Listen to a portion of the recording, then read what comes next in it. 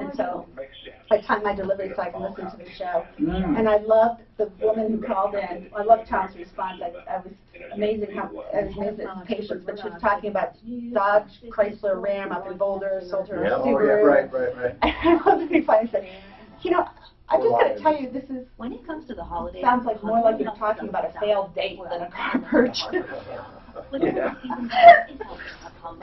You know, I'm not trying to be sexist or anything, but I was going through noticing that, I don't know why it is, Dan, but all but 2 of my cases are all women. I'd like you to handle them. it. To call in or for whatever reason. But so many times they get, and not the guys don't do this either, but they get emotionally involved, and then they get sideways with another woman at the other place who takes it really personal. Yes. It's just business, and then they dig their heels in. And then it's a woman thing.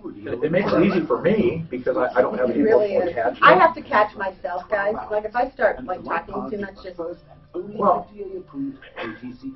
I always have to preface, I grew up with all sisters, I have 5 daughters, 13 granddaughters, 2 great-granddaughters, so I live in a pool of estrogen, so I've learned the easiest thing in the world is yes, dear. You get a free 36,000-mile warranty, complete with roadside assistance. Yeah, my husband hasn't learned that yet. Oh God, just spoil all of life. I have a male pug and 2 boys and a husband. And a gecko that I think is male, but I'm not sure. His name's Clay. Clay the gecko. Yeah, this is one of these things, you know, my son got it, like, this thing won't die. I thought it was dying. You know, the kids wanted it. Hello, Ann. Hi, nice to meet you. How are you doing? I'm well, and yourself? Good. So happy to be here. I was telling these guys I'm a longtime Troubleshooter groupie. Good. Excellent. I love groupies. I already asked her. She said she loves and adores you. Well, you know the requirements, right? Do you have any scrap paper, Danny? I can tear some out. No, that's okay. I want just that. How many you want? Oh, just a few. They keep the good pens too. Oh yeah, I hate it. Crap. I gave you the pen back. Yeah, Hey, we're up. Okay, so just so you know, even during commercials, what we say goes out on the air, on YouTube and Facebook. Oh, okay. That's good to know. Yeah, just so you're on That one. Yeah, that's the one you're on. cameras right here. You want to keep When you talk, I'll Okay. pan that On the camera. podcast. that's any deep darts. You look good. So, Oh, and was it E? with me. Time for your home to wow during So your connection to narcolepsy is. My son has it. Champion Windows experience lower energy bills and huge. So I understand once you get it, you're never cured. No, it's genetic. Champion.com. That's You know that or not? getchampion.com. But it's manageable. But it's not something you can get and then get over it. No. Whether you love You can have temporary stuff. You know, They'll get cheaper after. My son just now has Temporary narcolepsy. Yeah, I had West Nile virus real bad for my Well, that's That okay, would've but been that's narcolepsy. if you had West Nile That would have virus. been just some sort of excessive. Did you know Clint had West Nile virus? I had West Nile. Did you honest to God? About 6 She'll tell you. About Listen, 60% were tested. Go ahead. She just told you. Mark did too. She thinks I couldn't move for a week, man. My doctor said if I was any older, they'd put me in the hospital. I'd probably have West Nile, but it wasn't worth checking, and they doped me up on antibiotics. She got in the shower with me to sponge bathe me. It was so bad I couldn't move. Mark, were you scared? Oh, I was terrified, man. Ache all over, not yet. I couldn't move. I mean, literally, I couldn't move. That's happened to me. I was 9 months. And did they treat you the same with APT or what? No, they very strong antibiotics for about Okay, we're going on 10 days. Now, when you talk, get close to the mic. You don't have to lean. You can pull it towards you. You can move it. You can be comfortable. Hi, I'm Tom Martino, your troubleshooter, consumer advocate extraordinaire. Welcome, 40 years. Well, actually more than 40 years in Denver, just nearly 40 years, doing this on radio, TV, and the internet. For those of you new to town, I retired from full-time TV probably about 7 years ago now. And now I just promote the referral list and my advertisers that are the good advertisers, of course, good clients, and we also have the referral list, and then I do most of my goodness here on the show with the help of many deputies. We have a great thing going, and I'm privileged to be able to help you as we have been doing for many, many years. I like to think of myself as a fixture here in the community. And you know what we do for fun? We bring in common men. We call them common men. And it's just a, you know, no one's really common, everyone's special, but we love to say common men. And of course that includes women, so we have them come in and visit the studio. If you ever want to come in and just sit here, you can do it. All you have to do is write to us live at troubleshooter.com. You can't be a nut. No snowflakes. No snowflakes, no nuts. And here's the other thing, okay? There's only 2 requirements: that you're a long-time listener and that you love and adore me. The only 2 requirements. Then we pluck you from the great unwashed and let you bask in radio glory. So that's what Ann is doing today. Is that right, Ann? That's right, Tom. Did you meet those 2 requirements? She's actually basking as we speak. I am. Long-term listener, love and adore you. Okay, now, usually common men have a reason they want to come in. They usually have something. They either plug a charity or they do something like that. And then we talk about that along with everything else. So, welcome, and we'll talk about whatever your passion happens to be. But welcome. Ann Schusterman, you've been listening for 37 years. And where'd you come from? Originally, Boston, via school in upstate New York. And what school in upstate New York? Union College, Schenectady, New York. You know, I worked at WRGB. WRGB in Schenectady. Oh, wow. I was born in Schenectady. Channel 6. No way. Yeah. Channel 6. Absolutely. Do you know who was the anchor man when you were growing up? Do you remember? Usually people remember something. Oh, gosh. Well, you know, I remember Boston anchor people, but not Schenectady. I don't even know if I had a television in college, honestly. Yeah. WRGB Schenectady, and Ernie Tatro was the anchor man, and I think the guy's name was Howard Tupper, was the weatherman. You always remember this stuff. Lincoln was president. Now, Boston, I was on the... Dinosaurs were still roaming. I was on the radio in Boston, but not back then. Welcome. Okay, let's go to the phones. Jason, I want to take you up front because this seems serious. What's going on, Jason? Just having an issue where I've kind of hit rock bottom. How, Jason? I'm suffering from an opiate addiction. It's actually, I got into an automobile accident back in 2012, and so I needed, pain medication just to get me through all the surgeries that I've been through and everything. And yeah, that's how it happens, Jason. It happens from real pain, and then it does. And then after a while, Jason, after a while, it's hard to distinguish real pain from oversensitized pain. What I mean is this: as you take opiates, you build up a tolerance, and you have to take more.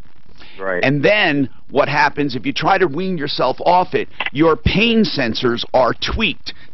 You feel pain more actually as a result of it. So you believe that you have to stay on painkillers or pain management, and people talk themselves into a lifelong addiction that way because they believe they need it. Now some people, let's face it, they actually need it and they have to have long-term pain. There are few people like that. But Jason, it's really good that you recognize it. How old are you, man? I'm 33. 33. And where do you live on your own? I live with family right now. I used to live on my own before the accident, and it's been hard for me to get on my feet because of this addiction. Did his father call? Like you said, it's been... No, this is not him. Jason, he wondered if your father called. That's another person. But Jason, what is your situation? Do you hold a job? It's hard for me to. It's to the point where I'm just... my life, everything revolves around painkillers. The painkillers. How much? Not working. How are you affording it? Just doing trades and just any way that I can. I mean, do you have a doctor? I do make money. I have does your doctor prescribe them for you? For a while. Now you're getting. Anymore. Are you getting them on the street now? Yeah, pretty much. Okay. What is your dosage right now, sir? Right now it's probably like 50 to 60 milligrams. Okay, a day? A day. Okay. Now usually, if you ask an addict that, they're always going to just fudge on the underside a little because they don't really want to say what it is. And that's honestly, it's different. I mean, I just take what I can you take what you can when you can. All right. So you're about 50, 60 a day. Yeah. The real danger, I mean, it's all dangerous because it's an addiction, but the real dangerous is 120 milligrams and above. And that's not saying you have leeway, because an addict mind will say, oh, wow, I'm not that bad. But here's the deal. What happens is, at 120 and above, even though you've built up a tolerance and you need more to feel the same, your heart can only take a certain amount, and it will eventually stop, or your breathing will stop. That's how people die from that. So I know I've had friends who've died from that in that same way, and I noticed that now I'm needing more in order for it to work for me. So I'm climbing that ladder slowly, and I don't want to. Jason, there are many options for you, and most of them we're going to talk off the air. Okay. Okay. Now, Raleigh House, I've talked about before. They're an addiction treatment center. Addiction treatment, no matter where you go, is expensive. That's why it's important that when people pick addiction treatment, they pick a real one. Here's the unfortunate thing. There are no real standards for addiction treatment. I mean, it's terrible. So now insurance is not going to pay everyone, so that weeds them out. Insurance does cover Raleigh House, but all addiction treatment is expensive, and if people don't think it is, no matter where you go, except Salvation Army. Salvation Army is an inpatient program. I don't know where your head's at and how you want to do this, but I will go over some options with you off the air. What you need sometimes is to really have a substitute. Sometimes, if you truly have pain, but if you don't, I see. So, what is your situation? Do you truly have pain? I do, but it's moderate. I mean, did your original condition get better? Somewhat. Part of it did, because I broke several bones in my body, but my ankle has consistently been horrible. So I still do suffer with pain. Listen, I think it is like. Have you tried cannabis? No.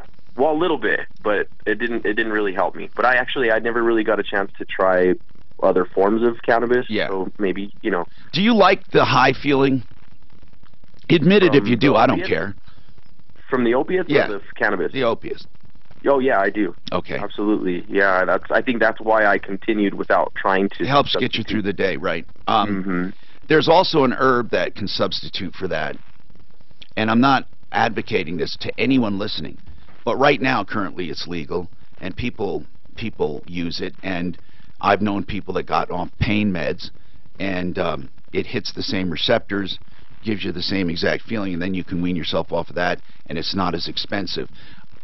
Truly. And as I said, I'm not looking to build a market for substitutes, but you do need help.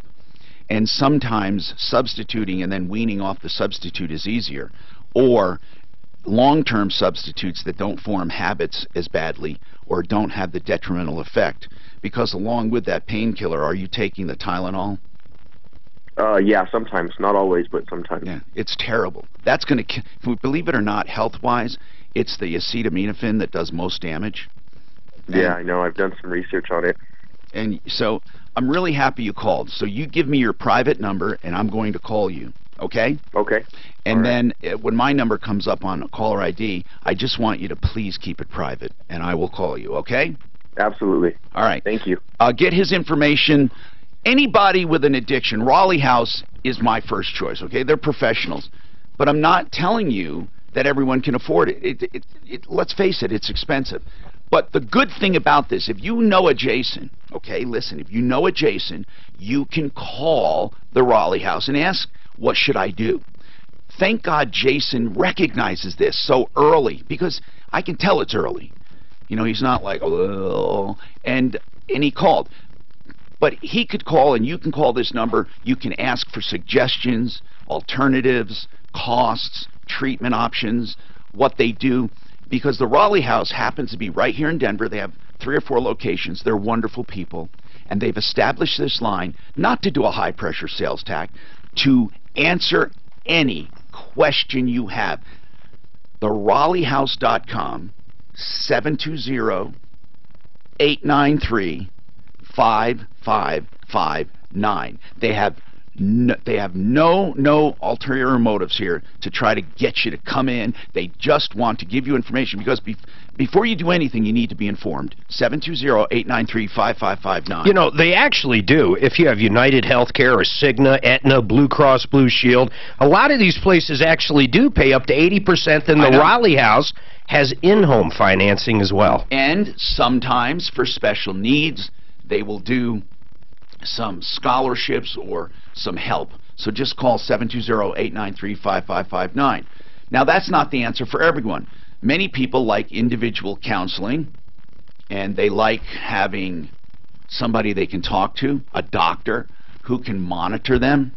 It depends on what you want. All right, 303-713-TALK.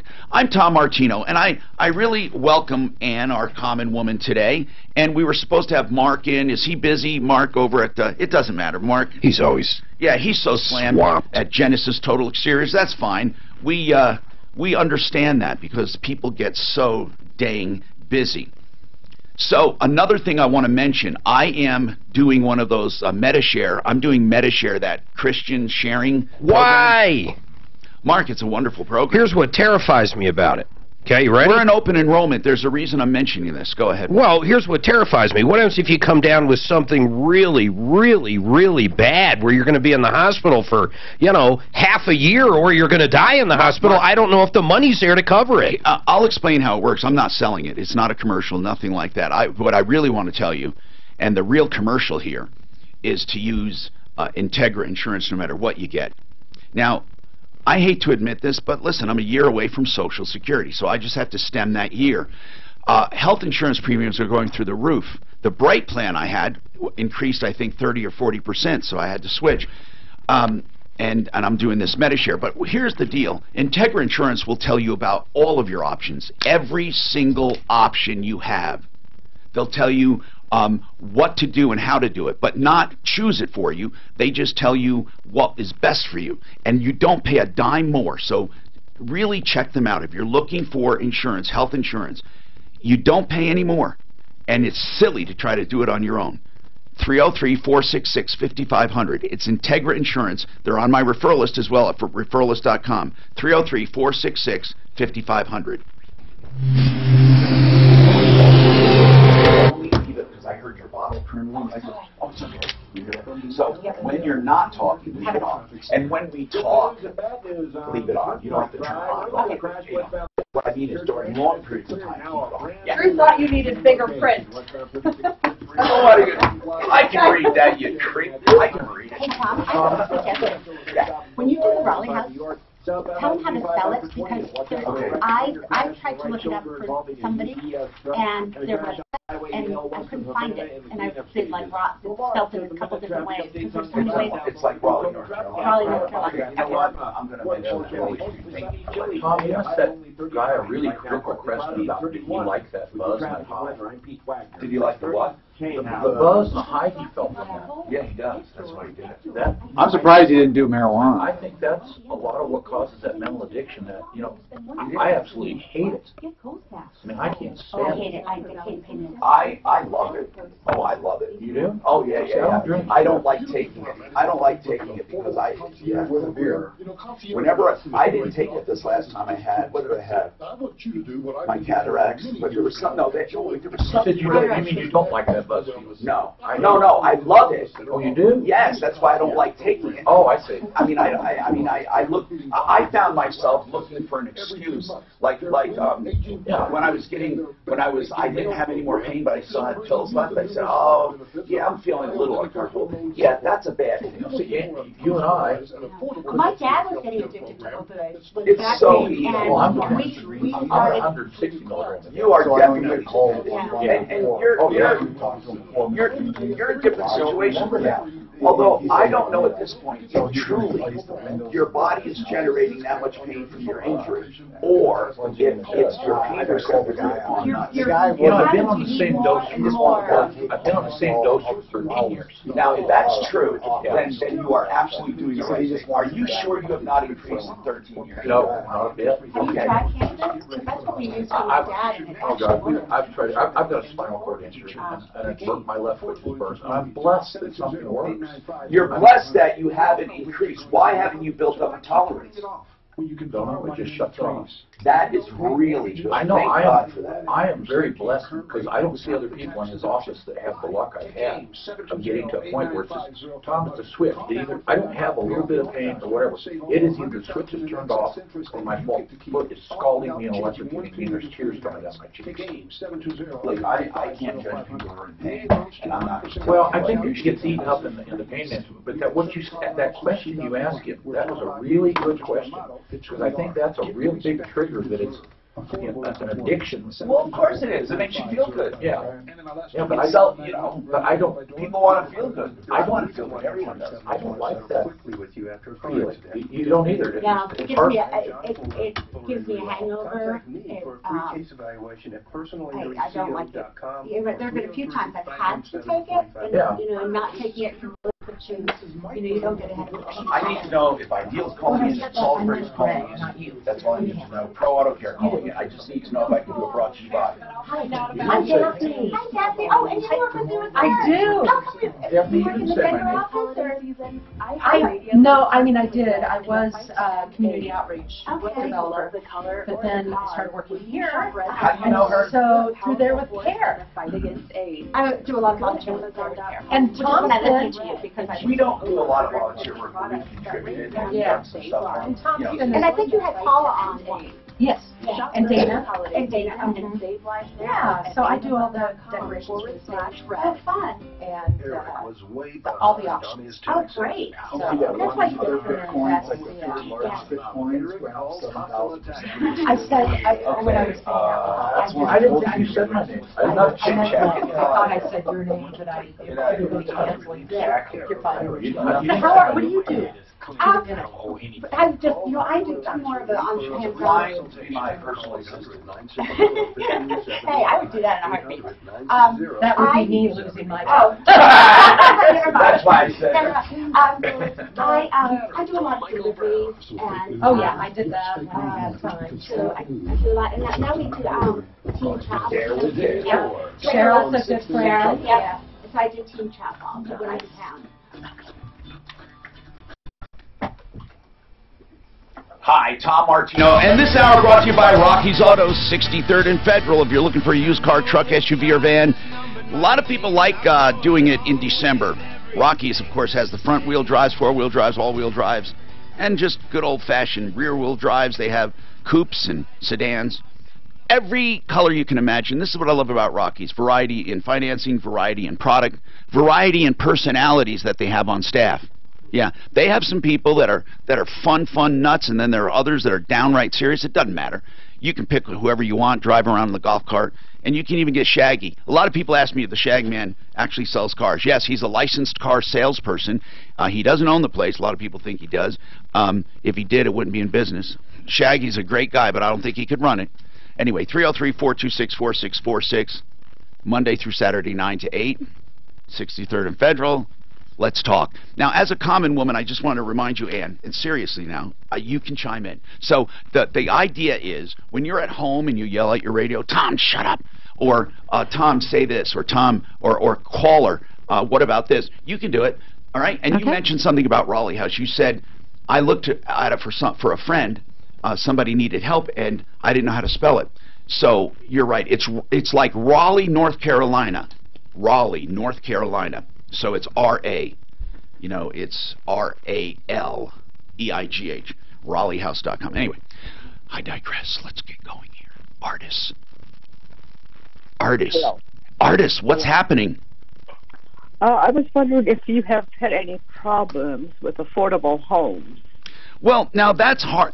That's a big open question. Do you mean the Affordable Home Program? No, it's Affordable Homes Realty. They are on Federal.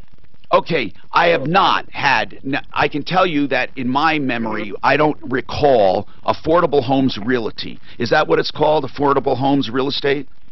Yeah. Okay, so, Homes of Denver. and it doesn't matter. If you have a problem, let's hear it. Affordable Homes of Denver, what happened with them? Well, on December, my son sold his modular home. Yes. I'm a co-signer. And everything went okay. We went to closing, and they did not give him any money at closing, which I thought was strange. He didn't have any money at closing? No, they didn't. Well, first of all, there was a selling price. What was it? 55. What did he owe? Oh, it was paid off. It was paid off. And out of 55, how did he come up with a net zero? And then the realtor, excuse me, she is supposed to get 10% of that. Well, not really. The most I've ever heard is 6%. I know. That's what That's I for thought. both. Wait a minute. Are you telling me that the real estate person took the entire $55,000? No, 10% of 55,000. Well, they shouldn't take 10%, but if he agreed to it, they can take 25%. A lot of people don't understand that that commissions are negotiable, okay? They're negotiable. Yeah, I didn't realize Now, that. Frank Duran, therealestateman.com, he does a standard commission, but he works so hard for it, I never count his money. Because, Mark, when he was selling your house, he way more than made up for that, right? Oh, he saved me enough on the new house and then made me more than I was asking on the old house. Who cares, right, if they do a great job? And another thing Frank does is he lets you out of the contract if you're not happy. But getting back to affordable homes, okay, getting back to them, and really you should have used Frank Duran. But let's get back to this problem. I need to see the settlement sheet because and the listing agreement. Those are the two things I need because everything else is going to be you saying what happened, and I'm not sure if it did. There was a listing agreement. It spelled out the percentage, and did it say 10%? Yeah.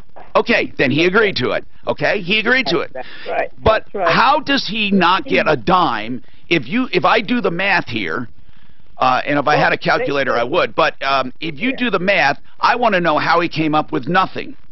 Well, they said the check would be in later. Oh, well, okay. Do you have a settlement sheet in front of you, dear?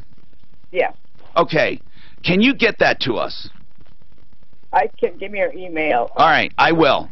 It's live@troubleshooter.com. live@troubleshooter.com. Yeah, Suzanne, will you look for this? Put in the subject line, closing docs, okay? Closing docs. Yeah. Okay, hold on, and I'll get to you. Mark this as a follow, Suzanne, and as soon as we get that, we can call her back, or we can keep her on. It doesn't matter at this point. Joe, how is your life, Joe? Hey, Tom, let me take out speaker real quick. Okay, sir. Thank you. There we go. I know you hate that. I do. I do when it echoes. So what's happening with you? Okay, Tom.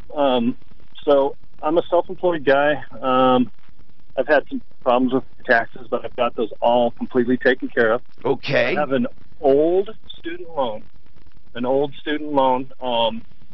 it's about $7,000. 70? No, 7. Oh my God. Okay, 7. Okay. Good. Just $7,000, and I could pay that right now. But what would happen, Tom? Well, I don't want to explain it to you. You probably know all of it. I want to rehab that loan, okay? I want to rehab it. What does that mean, sir? It's just I start making payments on it. I get back into good graces with... Oh, are you in default right now? Yes. Okay. And what was the reason? What was the reason you don't want to pay it off? Well, I got a bone in my throat over it because it was through I used to fly fixed wing and I'm an A&P mechanic, and that's what cost me the money, right? Right. That was the loan, and then so it's a government loan. The government came in and they basically trashed the industry as far as that goes. They helped United go belly up. They took all those pensions and tore them up, and now as an A&P mechanic, I'm too old to make $20 or $30 an hour to start. It's just not good. So this was years ago. I got that bone in my throat, and I just put them on the back burner. In other words, you were pissed off, and you said, "I didn't get my money's worth." I think that's what it's my yeah, that's kind of tough because Joe, there are plenty of A&Ps making money. I mean, I know. That's up to you. But in any case, what do you do for a living now? I'm a contractor. I've talked to you plenty of times, Tom. You help me out a lot, and I do some really good work around town here, and it's really paid for everything that I needed to pay for. So, well, my issue with it. What's the name of your company? It's Santa Fe Joe's Contracting. Santa Fe Joe's. Okay. Well, Santa Fe Joe, what were you calling about now? Okay. Are they taking your tax refund? Yeah, and that's fine with me. Yeah. So listen, here it is. I got $7,000 left. I called the government. You know. If you have the money, you really should pay it off. I know, but listen, they said if I rehab it, they said they'd even take $5 a month for 9 months. You know, and I said, well, you know, that's fine, whatever. If I rehab it and it gets back in good graces in 9 months, then I pay it off, and they take it completely off my record, like it never happened. Good. Okay, but here's the deal. I have a $5,000 tax return that's coming back to me right now, and they're going to take that. Of course they are. Okay, but then that would pay it off. That would pay it off too soon. And then you know. Oh, you're saying it'll actually hurt you because by paying it off, it won't come off your credit. Can't you simply explain that to them? Or if you have a written settlement offer, hold on. If you have a written settlement offer in writing, won't they relinquish your tax refund, or are they still going to claim it? Did they take it last year? Yes. They took it last year. Yep. And did they take it the year before? No. Okay, they just caught up with you last year. If you have a written settlement, I don't think they can just simply not report it anymore after he pays it off. That's illegal, first of all. If they put that in writing, that's a little strange. Actually, it's not illegal. What it is it's against their agreement with the credit bureau. Well, fine. Fair enough. When you sign up with the credit bureau, you promise not to make deals like that. I don't understand that. And I didn't pick up on it like Mark did, but I'd just be wary of it. He's right. How are you getting that deal? I've never heard of that, where they take it off your credit report. I've never heard that. It's a rehab thing. If you call them up, there's 3 things you can do. Okay, it might be it might be part of this special program to get people back in good graces, because the student loan bubble is bigger than any bubble we're ever going to see. It's going to be devastating to the economy when people finally realize that's artificial money and no one's ever going to pay it. So, if you're asking my advice, I would get a written settlement agreement and ask them to relinquish or to not pursue your refund. It's not automatic. They can do that. That's what you have to do. And or if they take your $5,000, you're still going to have some money due, so stretch that out for 9 months. That is my opinion, Joe. Santa Fe Joe. 303-713-TALK, 713-8255. Before I go, this email is exactly the example that I gave. Tom, I swear to God I only had 2 drinks. And I got a DUI. Well, do you know something, people? If you're taking cold medicine and you have 2 drinks, that could put you over the limit, because some of the cold medicine has alcohol in it. Or if you drank earlier or took anything, or your body weight, you may have metabolized it sooner. Or even if you're tired. If you're tired? Oh, yeah, you will. A couple drinks. A couple drinks won't necessarily affect your blood if you're tired. But it can get you stopped. But it sure can. And that's driving while impaired. I don't know the correct term, but you can still get ticketed. And by the way, it's still devastating to you. So here's the point I'm making. Not everyone who gets stopped or pulled over for DUI is a stone cold drunk. Of course, we don't encourage drinking and driving, but this is the time for Joe Lazzara if you need him, okay? And I think you do. I don't think you should ever try to go through the system guilty, innocent, stupid, smart. It doesn't matter. You need someone. Even if you're an attorney, you need someone. Joe Lazzara, on my referral list. Keep his name handy for the holidays, and please don't drink and drive. Please use a designated driver or Uber or Lyft. I always say those 2 before taxis, because, let's face it, taxis are dinosaurs. Joe Lazzara, 303-429-6200, 429-6200. About that, I've got a Mike Walker from Sheridan TV commercials about this, because they're taught when they stop somebody, the question, have you had anything to drink in the last 24 hours? Oh, wow. Instantly, instantly they're looking at DW, or DWAI, mobility impaired. And then they're going to ask you where you're coming from. Because if you're coming from any place where you could have been drinking, if you're coming from the library or church, home, anywhere. That's the question, where you're coming from. Then they're going to issue that field sobriety test. If they find any impairment at all, which is their judgment, then it doesn't matter what alcohol it says. It could be 0.00 nothing. If you're impaired, they feel you're impaired. I wonder if that's what they do with when they stop for marijuana, because they still can't really test for pot. Yeah, it's the same thing with the impairment. They go for the impairment. And so you never want to answer that you had anything in the last 24 hours. You can't say, oh, I had a wine yesterday at a Christmas party 20 hours ago. They can still get you for EWAR. And that's what they use on the marijuana thing. God, we were just down in Arizona with a Colorado plate, and they stopped 3 times. Oh, like that. I bet I heard that's probably in Nebraska, too. What's that? Are you into any stocks? I'm fully vested in all kinds of shit. Paul Ryan plans to retire. Program. Concierge medicine is great, but oftentimes it's just too expensive. Yeah, I agree with you. I want you to do what I've been doing for many years now, enjoy the concierge practice at Grossman Wellness Center. Dr. Grossman and his Wellness Center offer many concierge programs, but focus on including doctor visits, lab testing, so it's capital C. Their women aging and their best aging male programs focus on bringing you the numerous health benefits of bioidentical hormone supplements. So if you're looking for a personalized and affordable concierge health care program that's focused on you and designed to make sure that if you got a DWI charge, they got either a blood THC or graphic blood. You're screwed.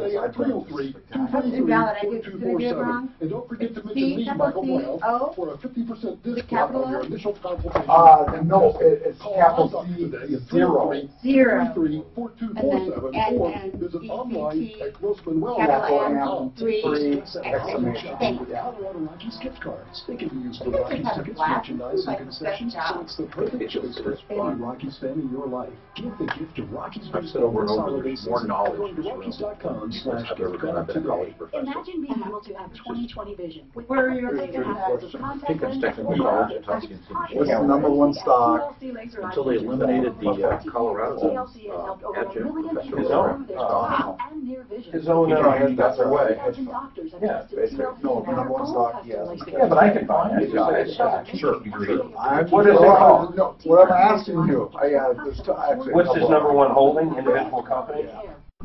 During and after your procedure. Really quickly, TLC his number one holding would be $100 off. That's $200 per eye. Hold on. Now, TLC is offering an exciting, FDA-approved, simple 10-minute procedure that can make you less dependent on reading glasses. When's he going to retire? Imagine life without your readers. Experience life with better vision. He never wanted a speaker job. No, he was really quick. Is he going to retire from politics, or is he going to retire from the speaker job? 800-881-8686. They forced him into it. I shouldn't say forced. That's not show. right. That's right, a real estate show for consumers. Inside information to help you, the consumer. Every Saturday from 8 to 9 a.m. right here on Talk Radio, 630 KHOW. The Consumer's Real Estate Show, Saturday mornings at 8 on 630 KHOW. Time to talk about ideal home loans for your next ideal home loan. No two loans are the same. They will write that loan. Okay, well, I would say different. If you want a loan that's 13 years, 23 years, 15 years, 27 years. You know, I just think, would I like it? Yes, but I think it's too precarious. I don't know how we pull it off. Equal opportunity lender regulated. If you can figure a way to pull it off, that's fine. For terms and conditions, call 844-45 ideal. But you must understand, it's even hard doing some of those ones in the springs. You follow? I mean, it really is. Put that on you for a second. Almost $800. I wish we saved like that. Sarah's costume could use some work. Like she's a cute horse. Sharon, she's a turkey. Visit us online to get a quote. You can save $782 when Liberty stands with you. Liberty Mutual Insurance. Based on recent countrywide new customer survey. Coverage is underwritten by Liberty Mutual Insurance Company. Equal housing insurer. Sean Hannity today at 1. Glenn Beck tonight at 7. Only on Denver's Talk Station. 630 KHOW.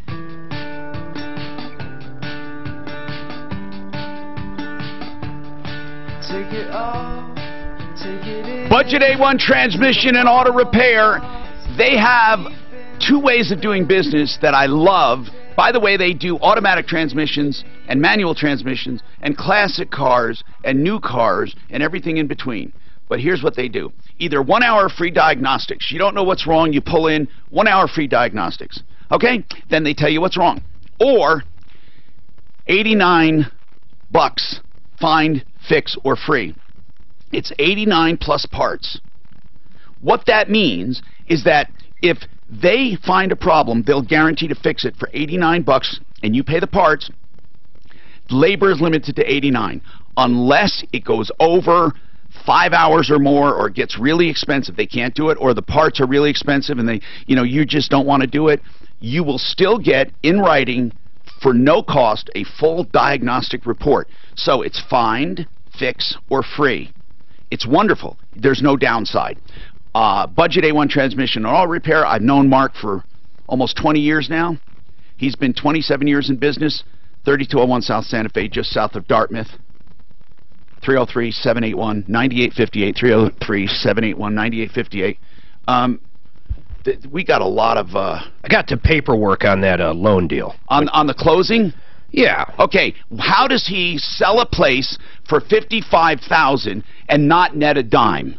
Okay, well, here's artist who called about her son. Can I see the closing doc, or did you send it to me? It's an email, but they left out a pretty big thing here. Okay, let me guess. What did they? It's a manufactured home. 10% is pretty normal. No, but Mark, I'm not. Still 10%. Okay, how does $55,000 get extinguished with a paid-off home? I have no idea. They owed $4,000 on it. They said they owed nothing. You said it was free and clear, artists. Yes, it is. It was paid off. You mean at closing it was paid off? Yeah. Okay, well, see, man, you said it was free and clear. Free and clear doesn't mean you pay it at closing. What free and clear means is, never mind. Listen, here's the bottom line. Let's say the selling price was $59,500, by the way. $59,500. Well, it down. Huh? Asked us to come down to $55,500. Well, you didn't send me the settlement sheet because I need to see that. That's the only thing I need to see. You're right. You didn't send it. All this is a deal. So, again, I don't want to see this. I want to see the settlement But sheet. I want to tell you, 10% on a manufactured home is not bad. You just said, oh, that word habit, I want to tell you. We're going to stop that. Why? Because I want to tell you. I don't want to stop. I want to tell you. We're going to stop.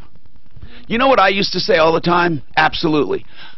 I used to say the bottom line. Now, there's nothing wrong with saying absolutely and the bottom line. There's nothing wrong with saying these things in between everything, but if it becomes a habit, like when people say things like, at the end of the day. I don't want to hear that anymore, at the end of the day, or think outside the box. If you say that to me, I'm going to punch you in the nose. Yeah, but some things people get known for, so what's wrong with that? Well, that's like bigly for Trump, bigly. Yeah. Is that what you're talking about? Or now listen to me. Now listen to me. Well, and did you ever hear people say, do you know what I'm saying?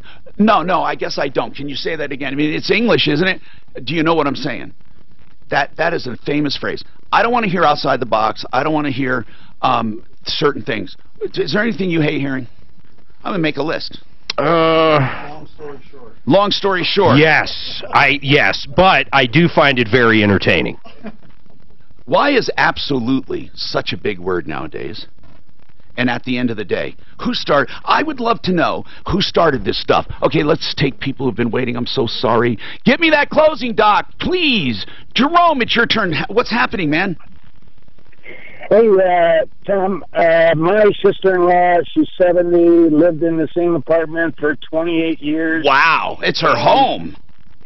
Yeah, and she, her apartment flooded. They had a fire next door, and her apartment flooded, 3 inches of water. It was declared uninhabitable. Of course. And I'm having a meeting tomorrow with them. Where is she living now? She's living with her sister. Okay. Is she prepared to move? Yes. She has 2 months left on her lease, January and February. What she wants is to get out of that. Well, of course she can. If it's uninhabitable, of course she can, unless they can get her back there and give her credit for the rent, then she'd have to live out that 2 months. What if they offer her, like, okay, so, I mean, they offered her a 1-bedroom if she signed a 1-year lease, which is ridiculous, she's in a 2-bedroom, or they offered her a 2-bedroom that is bigger and more expensive, and she'd have to sign a lease. Well, listen, they can't force her to do that, Jerome. But if she wants to, she can. If they can't provide that apartment in a timely fashion, and if they don't give her credit for the time spent out, then she has a right to get out of her lease. Okay. Yeah. Okay. Okay. It's that simple. It's called habitability standards. They're not providing it. Right. They're not refusing to let her out, are they? I don't know yet. I have a feeling I'm going to be dealing with the people on the ground, and the people that actually own the place are probably the ones. You should only manage. Listen, you only have to worry about the management company. But here's what I want to know: how long do they say she will be displaced? That's a good question. I'll ask. That's really important. They haven't said much except, hey, here's this 1-bedroom that you can have. It's a lot smaller, but you have to sign this 1-year lease, which is ridiculous. That's not what I'm asking. If they can't provide her apartment in a timely fashion, they can't make her move, they can't make her accept another place, they have to give her money back, not her money back, they have to give her deposit, of course, and they have to end the lease, unless, of course, she damaged the place beyond the flood. But that's it. Okay, let us know if you have a problem with that. I'm Tom Martino, 303-713-TALK. One Clear Choice Doors. If you have a problem with your garage door, let it be One Clear Choice. That's because they are good people, and they are on time. They also give you all prices up front. They inspect your door and lubricate it and take care of it free of charge. If you ask for the Martino inspection, they have openers as low as $2.99 with Wi-Fi compatibility, time to close features. 303-565-6409, 565-6409, OneClearChoiceDoors.com.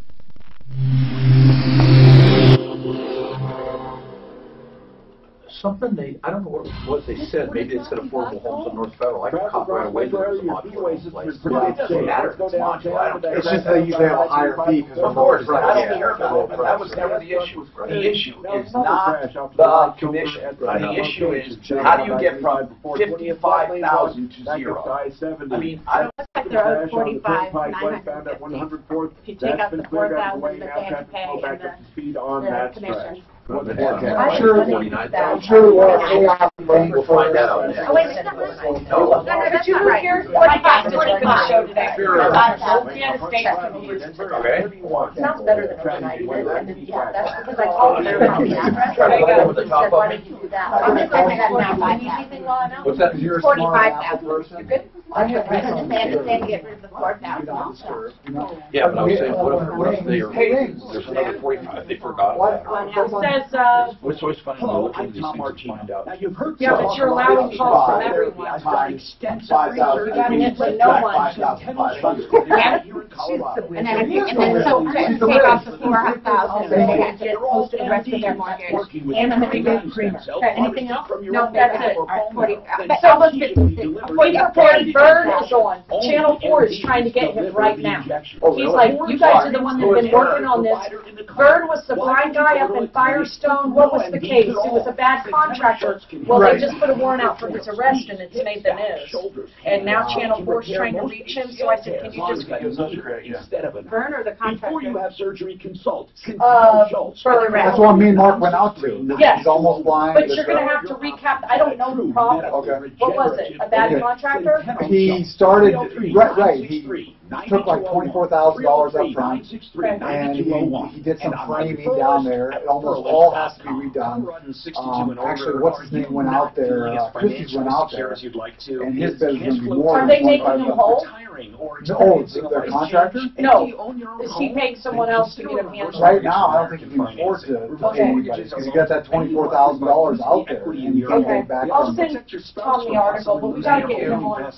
And FHA insurers You never owe more than your house is worth. Who got arrested? The contractor? Here are the facts. Contractor won't give up anything. Hey, tax-free money. Who got arrested? He's got arrested. Get artists off. If she doesn't have the settlement she needs, we can't help her. That's what I was going to tell you. She's looking right now. Just about living your golden years with financial comfort and security. Their mortgage consultants. Yes, sir. Yeah. Do it later. It's not for good radio. No, he's got an arrest warrant. But do you have any follow-ups, Clint? We have to. We give you so much stuff. We have to follow up some. You know, I got people that I think are okay, and I'm trying to get statuses back from them. Did they actually get their check? How can this one helicopter, 20,000 hours on it? Why would they? Who would ever buy it? Who are they using it for? Who knows? 20,000. 20,000. And it looks really good, but God, it's power line inspection. Those guys fly all day, every day. 20,000 hours. They had to have gone through 2 engines, right? Yeah. I'd be afraid of metal fatigue. Airframe. I mean, that airframe. What's the life limit on those airframes? I don't know. Depends on what they're made out of. You want access to highly qualified candidates. You know, if they've got a chromoly frame, they're pretty tough, but aluminum has that, you know, all aluminum eventually breaks. Any other job site, according to independent research. Indeed is offering new users a 50. It makes you wonder what, it had to be something like power line inspection. I know those guys fly a lot. Guys are trying to build pipeline inspection? Pipeline or power line inspections. Helicopters, they fly all day, every day. That Vern is going to come on. Suzanne's trying to get that Vern on, remember? Which blind dude? Blind dude guy we went out and seen? Oh, who's got the arrest warrant out. Right. I don't remember the name of the contractor. Dippy and Son. Wait, he might be on the... I had to get some freaking nuts, man. I got some people, if I can... We're really close to some people who give us some really good attaboys. We got a guy calling. I think we need to talk about this paint guy I took down from referral list. What's that? You took him down? Had to. Is he a bad guy? Yeah, this will know tomorrow. Someone sent me a judgment they have on him for 26 grand. We have a really good... I'm Tom Martino, your troubleshooter. We got a lot to talk about. Vern is up. Vern? Yes, sir. We started this story with you. I understand now TV it wants to do a story. That's good. We're used to that, by the way. We do stories all the time that TV picks up on. I was out there probably, 4 months ago? Yeah, we've been working on getting this guy. Vern, explain your story. I hired a guy to put a in my basement, to put a bedroom and a bathroom down there. Yep. And he started the job, and unfortunately I paid him up front, but and you're blind, right? Yes, sir. Do you think he took advantage of you on purpose? I have to assume so now, because there's been so many efforts to try to get him to come in and take care of the issue. Yeah, and we went up there, and we've been trying to get him. So this guy didn't do crap in that basement. What's the latest? Didn't they put a warrant out for his arrest? They issued a warrant yesterday, yes, and they are going for him right now, I guess. The district attorney called me and says the warrant's been issued, and then all of a sudden, that was, I heard that, and then all of a sudden I'm starting to get phone calls. I didn't know it was out public or anything. Well, how'd they find out about you? It says Firestone Police in this newspaper article, which was after we got involved. Firestone Police looking for man, they say scam blind man out of more than 17 grand. Where do they credit us? I don't see that. Well, it doesn't matter. Here's the point I want to make. It doesn't bother me when people pick up on our stories. I love it. It bothers me. No, it doesn't bother me at all. I want people to know about it. But here's the thing that does bother me. That if Vern called these guys, or if Vern calls people before we get involved, it's almost like until they hear it on this show, they don't feel like it's legit. I mean, I do all the background, and basically we disclose everything live on the air, and then they figure out, yeah, this might be a story. I don't mind that. But I wish that when people call directly to the so-called problem solvers, that's the biggest joke I've heard, or what is it, 9 wants to know. I wish And 9 Wants to Know does a pretty good job at taking phone calls and executing. But a lot of these other people, all they do is read the newspaper or listen to this show and then follow up. What I'd like to see are people truly taking an interest in consumer problems, because consumer problems affect us more than anything. That's the thing. We hear about presidential politics all the time. We hear about, you know, little Molly, the dog, wants a forever home. We hear about all kinds of stuff, pumpkin patches and these features that are meaningless. But when do we hear about consumer problems? Very seldom. This guy needs to be put in jail. If they put a warrant out for his arrest, where is he? Can they not find him? I don't have a clue. They haven't told me. I know he lives somewhere in the Denver metro area, but they have like 3 different locations. And I do want to give kudos to Weld County, because they have listened to us before in the past as well, and they help out when we report problems. They take it seriously. And as opposed to the Denver District Attorney, the Denver District Attorney is the worst office there is when it comes to consumer problems. They don't give a damn. In fact, they don't really care about crime. What they care about are headlines. That's what they care about. If they can get in the news, that's what they care about. And I want to second that, Tom. Don Potter and the rest of the DA office in Weld County are really spectacular. Good people. They care. It's really atrocious, the Denver District Attorney's office. They don't give a damn. And the worst was the guy that's out of there now. I mean, I call him Toupee, but he didn't wear a toupee. It just looked like it. Mitch Morrissey. What a joke he was for a DA. So, what we need to do now is try to find this guy. That's what we have to do. David Garcia. Pretty common name. Yeah, it is. What do you do with a guy like this? I wonder if he knows that people are looking for him. I think we give his phone number out. People call up and say, hey, I want to bid on getting a basement done. We'll sting him. I don't think he even answers the phone anymore, does he? Do you know, Vern? He's not answered any of mine. He's not answered. Okay, give out his phone number. David, and then the TV reporters can get it. Let them go to work. Let's set up a sting like we did with the guy in the rolling turd. He's not going to answer. David Garcia, what's his phone number?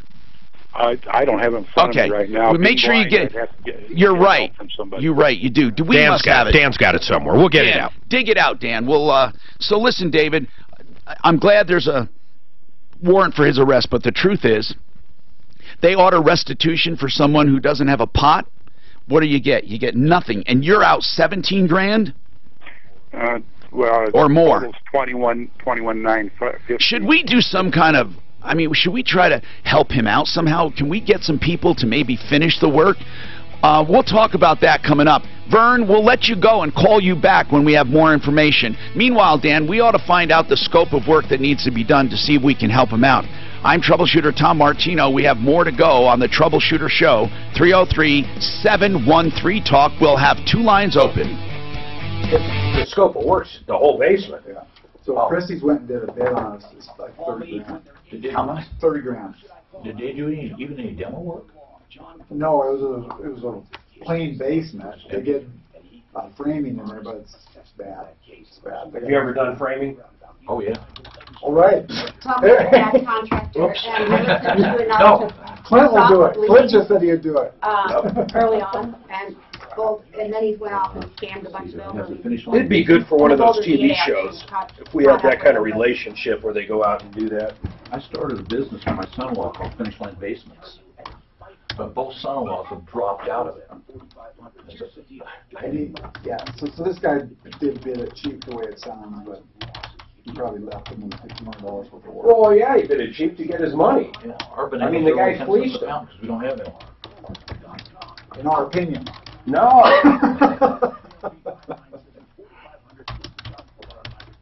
Who was I talking about Friday? And I said, you know what? Usually I say in my opinion, but with this guy. Well, another word you can say that people, in fact, used to have an opinion carry on my head is exactly. The exactly man. Oh, I'll tell you one this Exactly. Exactly. How about when people say literally? Oh, yeah. Literally. They put the quotes. Literally. Literally. Call back today. And he's a scumbag. Literally. But he's not. I know, exactly. Or how about when someone says, in my opinion?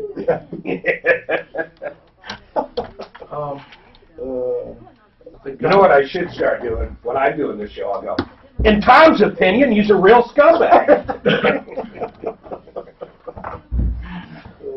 Everything will be simply Martino's opinion. I didn't say that. Wasn't me. It's Tom. What was his opinion? It was Tom's opinion. How would that work if you quoted someone else's opinion? You know, some of these people are starting to upset me. I know they have a check that's supposed to arrive, and they're supposed to give me a status when they get it. Oh, good luck. I have it going. Yeah, well, right, sure. Check's in the mail. Well, no, I think they really received the check, but then I can't get a status out of them to confirm it. Have you ever done collections?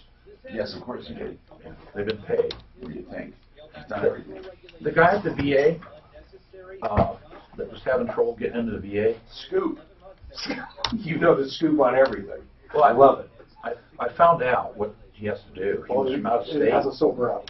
Oh, he's from no, out of state? He's out of state. He has to get registered here. He has to have a primary, like we wish they would tell everything. For what? For what? That VA guy that they said they wouldn't take into... Oh, because he won't sober up. No. He's out of state. He's not even... He hasn't registered in Colorado. That stuff's easy, though, isn't it? Yeah, it's really easy. All he has to do is go in there. He gets assigned to social work on a team. But what you said, though, a lot of these places, I don't know how the VA works, but a lot of, like, Step 13 and stuff, if you're lit, they ain't going to take you in for nothing. Right. Or if they test you and you've had alcohol, you're out. Yeah, even if you're sober at the moment. Right.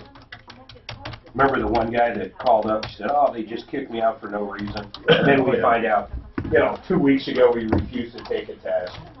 Then the time before that, he fell asleep. Look how asleep when he's supposed to get up in the morning. Yeah.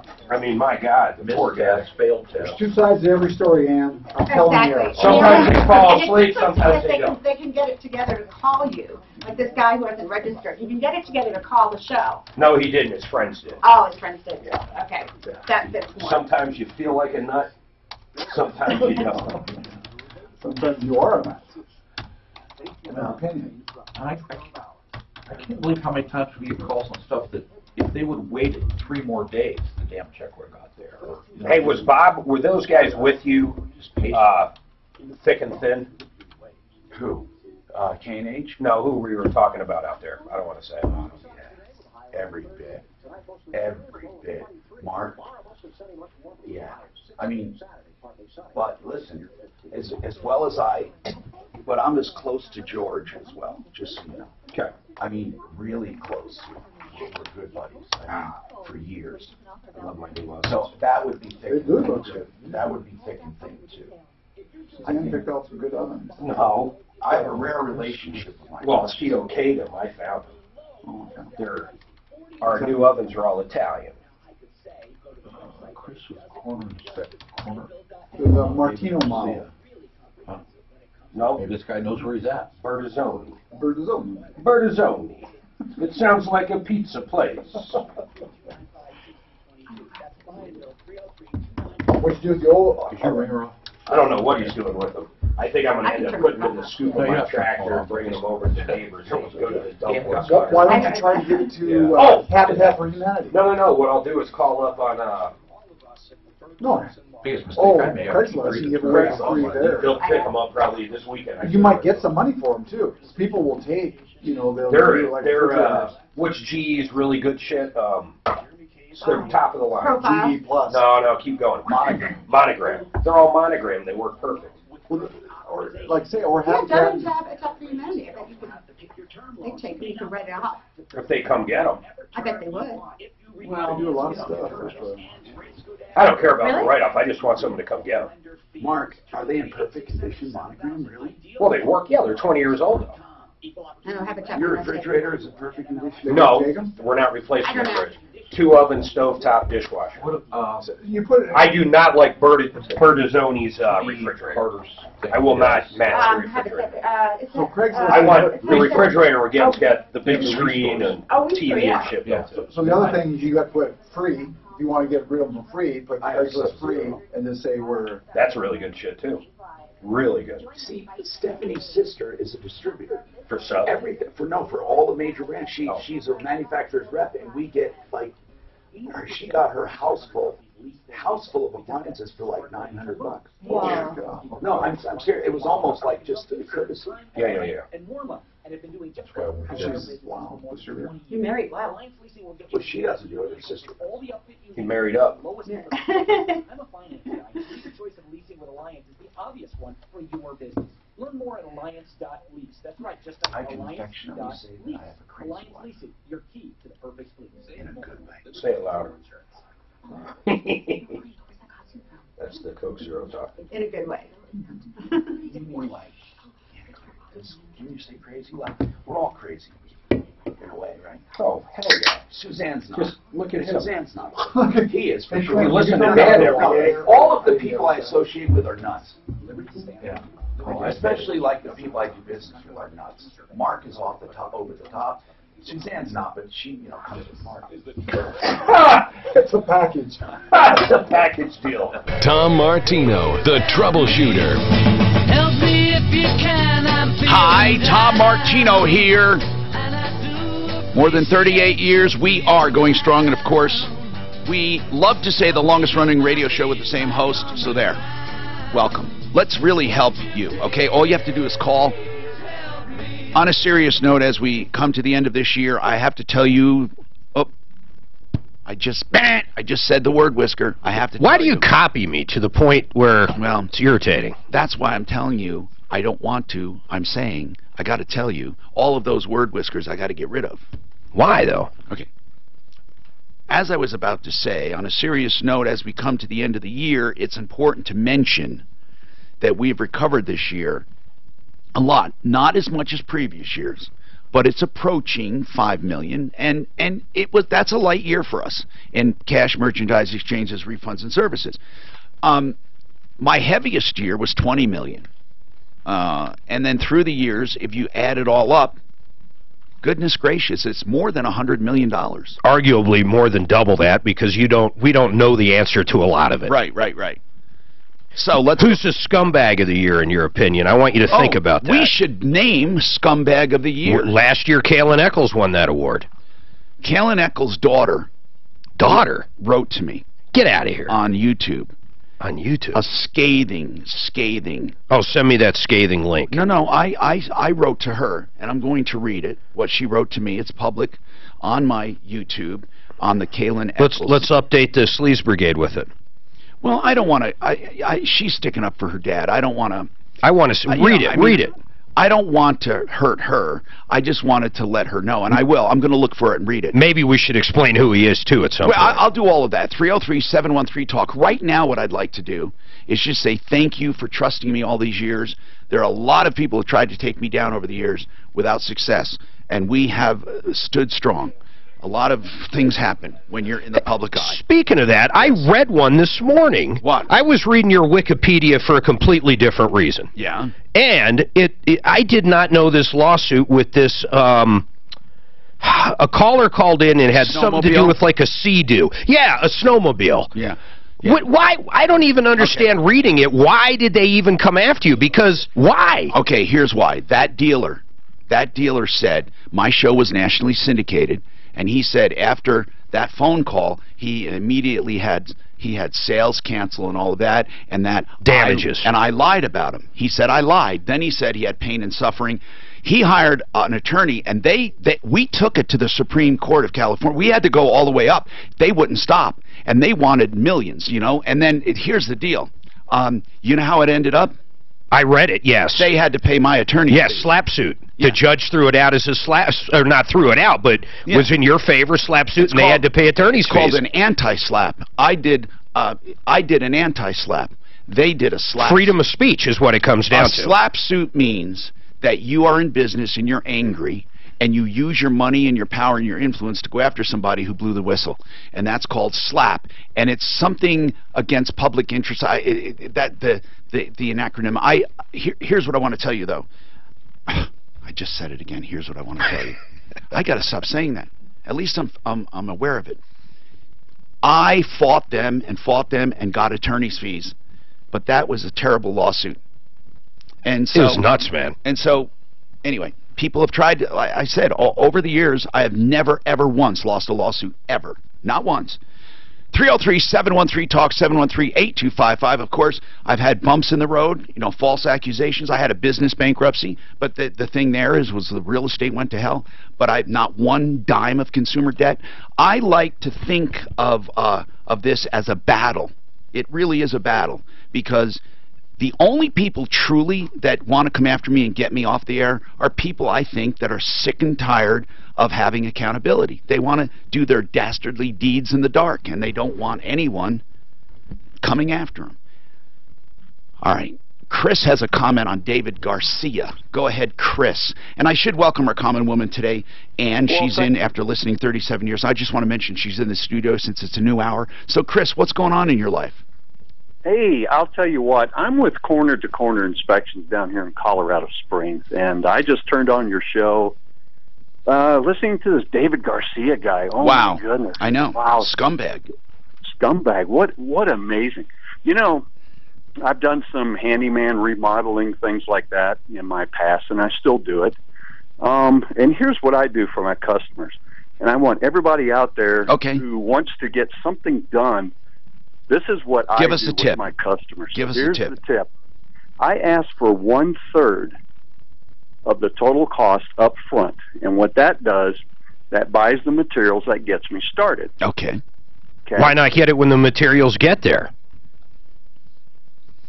What he's asking is, if you're asking for money, like how about when they are delivered? But keep going. I mean, we'll talk about that later, but keep going.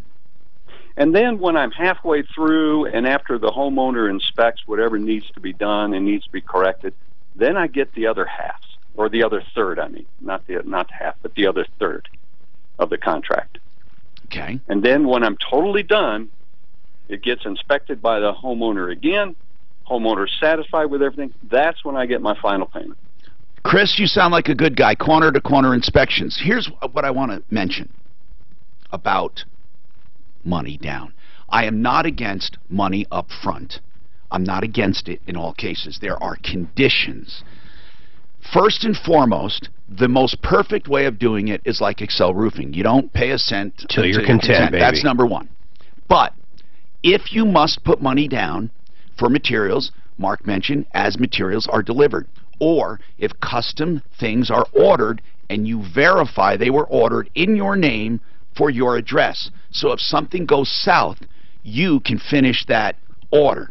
The other thing is, if they want cash to get started, there's nothing wrong with that, because people say, look, I need to know I got this job. One of the ways to do it is a credit card. You can't go wrong with a credit card, or an escrow account, or some other arrangement. However, even in those cases, I don't like paying everything up front, ever. And I don't like paying half up front. I like to see more of a graduated payment. But I take each transaction on its own, each one. Some people I would trust with my life. If they want money up front, the whole thing, I would do it. But I know them. So if you know someone like that, but even in those cases, if someone drops dead and the wife comes and says, Tom, we don't have the money. He was supposed to be getting paid on this. What do? You know? So even in the cases where you love people and know them, you still should protect yourself. So credit cards, escrow accounts, graduated payments, when work begins, when materials are delivered, there are all kinds of circumstances. Because I hate when people call and say, Tom, one of your contractors on the referral list at referralist.com, they want a third down. I thought you said never, ever give money up front. No, I never said that. Never give money up front for nothing. When you're 2 or 3 months out on the job and they want a third down, screw you. I'm not doing that. I'm sorry. I'm not doing it. You know, generally, too, contractors have this little thing. They're always in a better position than the consumer for the most part, because what can they do? If you don't pay them, they can put a lien on your house. Right. That's true. 303-713-TALK, 713-8255. So thanks, Chris, for that comment. And now we have Anthony. Anthony, go ahead. What's happening? Hi, Anthony. Tom. Hi, Tom. I'll be Anthony. You be Tom. Okay, what's happening? Well, my situation's a little better than a month or two ago when I'd spoken to you before. I was working What was it before? Is it the same problem? The gutter guy. And I'm out of the situation. I'm actually in Michigan now, so I'm out of the woods and all Okay, that. I don't recall the problem, but anyway, keep going. Okay, I worked for this guy doing gutters, and he just never paid me. Oh, weren't you living in his place? Right, Anthony. Airstream, right. That's right. Wow, yes. So I'm out, thank goodness. You know, unfortunately, I'm in Michigan. He was really mean. He was really mean. I guess he's online too. I've spoken with a couple of attorneys, and more or less they're too busy, and there's not enough zeros. Well, yeah, I mean, there's not enough money to go out. How much does he owe you? For me. How much does he owe you? $5,000. How much? Over about 230 hours, and he hired me at $20 an hour. And what I'm hearing from Colorado Department of Labor. Now they would pursue it, I thought. Well, I'd never gotten a paycheck. He never gave me an No, I-9, they will pursue it. Won't they pursue it? The lady I spoke with said I can go online, fill out this complaint form. Right, and they really do look. They really do look into them. The lady I spoke with said it really probably wouldn't go anywhere, and I'd probably need to get an attorney on my own. So Mark, why is it that every single time someone had put in a complaint about us, crazy complaints, people we haven't even known, that why is it that they investigate everything? Why is that? Seriously, I mean that. Why is that? That's it. They're deflecting. I can give you the company name. He's telling me I thought they look into every wage and hour complaint. Can you do a wage dispute in small claims court because he's under the amount? Yes, of course you can. Of course you can. Yes, that's a good point. And you can do for triple the amount if you go through the warning. Wasn't he getting paid under the table though, and other stuff? Yeah, but no, it was rent and stuff like that. It's going to be hard to calculate. Here's what you need to do, Anthony. No attorney's going to take this case. You got to pay, and it's not worth it. He's like one of the, and I don't mean this in a bad way, but like in... You have nothing in writing, Anthony. In Florida, in California, in Arizona, these people will come, these migrants will come work on these fields in exchange for like cigarettes and living there. It's kind of the same thing, man. Here's what you need to do. Is there something you can do to stop the guy from doing it to anyone else? Yeah, we can warn people. Let's stop him. He's online. Big Al's Gutters. It's what? Big Al's Gutters? Yep, he's online. A couple of attorneys have told me, oh, yeah, he's online already. Big Al's Gutters. And where is he out of? I think he's listed out of Evergreen, but he's in Harris Park, Bailey Big area. Al's Gutters. Big Al. Oh, we should call him, and we're going to mention his name. But here's the deal. You still can sue him in small claims court and get a judgment, and you don't have to be here to pursue that judgment. If you get a judgment for triple the amount, let's say 9, 10 grand, or 15 grand, whatever you're owed, you will get an attorney to take that, or just give it to a collection firm and they'll take 30%. It's better than nothing, right, Mark? Don't they do that? If you have a judgment, you could get a collector. Yes. That's your next step. And if you say, well, I can't come there to do small claims court, well, that's tough because you should. That would be a way to do it.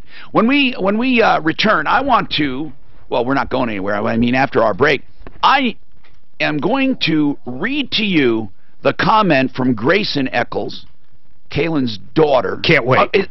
I think it's his daughter. Maybe it's his wife. Is that a girl or boy's name? No. It says it's my dad. We'll talk about and the hate that came out of that. So first, Colorado Tinnitus and Hearing Center has a Christmas special. I am so thrilled that we have, let's see, 10, 20, 30, 40. I think we've had 50 slots. I'm not sure they're all filled, but they said I can give out the number once again for this Christmas special. What they do is they have a special deal. They're giving $1,000 off the brand new cell phone compatible, smartphone compatible hearing aids. You control everything through your phone. You can even take phone calls through your hearing aids. Imagine that. No handset, nothing. It's wonderful. Plus, you can program them with your phone. And we always have phone with us, right? It's better than having a separate controller, but you can get those too. You get $1,000 off if you call to schedule a hearing evaluation today. You have to be, each time we do this, we only set 10 aside. You do not have to oblige yourself to buy right now, but you will get the $1,000 off if you do end up buying. So you get it, there's no obligation, but you do get in line for the $1,000 off. They're calling their promotion Here for the Holidays. I love it. 303-534-0163. 303-534-0163. Colorado Tinnitus and Hearing Center. And, of course, you will find them on my referral list at referralist.com. try to call that Big Al. Big Al doesn't have very good reviews from the people who I'll try to call him. either. Drive in the Mile High City Freeway system is in pretty good shape right now, with the exception of downtown, southbound I-25, still heavy. You did pretty well with spots here. Did really good. Highway Drive in decent shape. I-70 up to speed from Golden to Nevada all the way out to Pena Boulevard as well. Sorry about that. I hope Artist gives us that information. Quite a bit over the past few hours. No major delays this time. There are chaining laws in place on US 6 over Loveland Pass. For more real-time traffic updates on your route, download the new Total Traffic app powered by Traffic Karma. Weather forecast mostly sunny with a high of 39. Right now, cloudy and 33. There's a woman who said she tried to take Big Al to small claims court, but his address isn't legitimate. Couldn't serve him. He was banned. Oh. He was banned quite some time ago. Why did we ban him? God, I don't remember. Can I see that picture again from Bobby? Oh, yeah. So he says the ovens fit fine and Yeah, like it's a pain in the butt. It's been harder than he thought. Your entire kitchen, and whatever you do in the kitchen, you'll do in the bathroom free. If you get cabinets, you get a vanity. If you get countertops, you'll get a vanity top. he's gonna do the dishwasher next. He's probably doing the easy stuff next. Are you doing a whole renovation? We are redoing our appliances. And the sizes have been so squirrely that we ended up going with a really nice brand, but it's an Italian brand. We have Monogram in there now. They're 20 years old. We were talking about. But the size is so funky, what they put in. It was a European cut Monogram from 20 years ago. We're gonna, if our appliances go, we're gonna have to redo our whole kitchen because we've got the same thing. We can never fit. They don't make the same sizes anymore. That's how we got creative, and then not only is it a really nice line, but Mark lucked out because it's a little bit cheaper than the Monogram stuff. That Oh, it's fun. Yeah. So. Where in Franktown do you guys live? So, are you familiar with Franktown? My friend lives on Rose. Remember, we're on. Yeah, we're off of. We're right at about. Let's see, 86 and 83. So if you're on 83 a mile or so, behind Franktown Elementary back there. Yeah. A couple, 3 or 4 miles back. So yeah. It's very pretty out there, especially when it snows. Good views. Yeah. Are you going to write that guy back? Are you going to mention him? Yeah, I just did. Do that upgrade that you've been putting on, or pay off that high interest rate debt, or just get ready for the holidays. Purchase your next home with only 2% down. How old's your kid? My youngest is 18. He's the one that has narcolepsy. And then I have a 22-year-old, and I raised my husband's sister's kids also, and they're 23 and 26. Wow, you're about ready to empty nest then, or soon. Yeah, my youngest is in college. Why? So, but they went to prep school, so they were out of the house earlier, which I hated, but they loved it. It was great for them. They played hockey, and it was a way for them to get a great education and play hockey. And, very cool. Yeah. You know, talking with your wife, she was talking about your oldest in college, and I suggest my niece, the one who's 23, went to Fort Lewis down in Durango, which is a great school. It's a state school, Fort Lewis College. It's far more affordable than the CSU and CU's. Smaller, really smaller classes, great professors. It's a hidden gem, and it's a really good fit for a lot of kids. Durango's cool. Words really can't describe my experience at Willow Creek Dental. You really have to see for yourself. Schedule a new patient appointment today. Mention my name and receive a free Sonicare toothbrush. Visit willowcreekdds.com. Make my dentist, Willow Creek Dental, your dentist. For many businesses, hiring is tough. Want access to I left a message for Big Al. Big Al's gutters. Pay upfront fees. That's why you need Indeed.com, delivering 6 times more hires than He's always called. Of course, when we mention their name, we should. I think we did last time. I don't think he would come on. It's always weird, though, when there's a weird relationship like that. Well, yeah, it is. You wouldn't piss me off that a guy got the moose head after like 2 years or 3 years. Wouldn't come on. Wouldn't come on. Yeah, I know. He's a jerk. Thank you. You know why? Because remember what a small town that was? So what? We put his name out. We put his name out. I know. The moose place. I know. Ingrid. Where is that thing with Eccles? I can't find it. Hi, I'm Tom Martino, your troubleshooter. Okay. Let's talk. We went to well, we didn't go there, but we had this call from a roofer, about a roofer. The homeowner said this roofer, Kalen Eccles, and I'm not out to get this guy. He could have changed, who knows. This roofer, Kalen Eccles, did a bad job on her roof. And it wasn't really so much the roof as it was some other things, minor things. It wasn't that terrible, but when the wife complained and the husband complained and called us, no, they put a review up online. He answered the review by saying that the reason the husband is complaining about my work is because he caught me banging his wife, basically. I'm paraphrasing. And he was jealous. In fact, she couldn't keep her hands off of me, and she was a rabid, like a pit bull. Bulldog. A bulldog, I'm sorry, going after a bone, right? That's right. And then he said, then we got him on the phone, and he kept it up. I mean, he sounded insane. He did. Okay. This went on and on. And of course, as always, he tries to attack me and then say everything's a lie. But eventually, it went away. You know, we put him on the sleaze brigade. Then he calls us back and says he's a completely new man. I mean, I don't doubt people can change. I have nothing against this man. I just thought it was outrageous and people should know about it. That his go-to defense on a bad roofing job and paint job, and he used a sub for some of it, his go-to defense was the wife was having an affair with him and the husband found out. It was a pretty bad job, That though. was not true. It was not a good job, and they didn't finish it. I went out and I did look at it, and the painter, whether a sub or not, created a lot of damage. And threw a lot of red paint everywhere. It was terrible. It was a bad deal. So I put on a YouTube video that summed it up called Outrageous Roofer on my Troubleshooter channel. It's called Troubleshooter Network. And I put, this is the description. This is an outrageous story about the owner of Legacy Roofing, Kalen Eccles, trying to get revenge on some homeowners who dared to post a negative review about him, as unfolded on the Tom Martino Show, which airs in Denver from 10 a.m. to 1 p.m. Okay? That was it. I get this comment. You have no idea how much I hate you, Tom. That's my dad.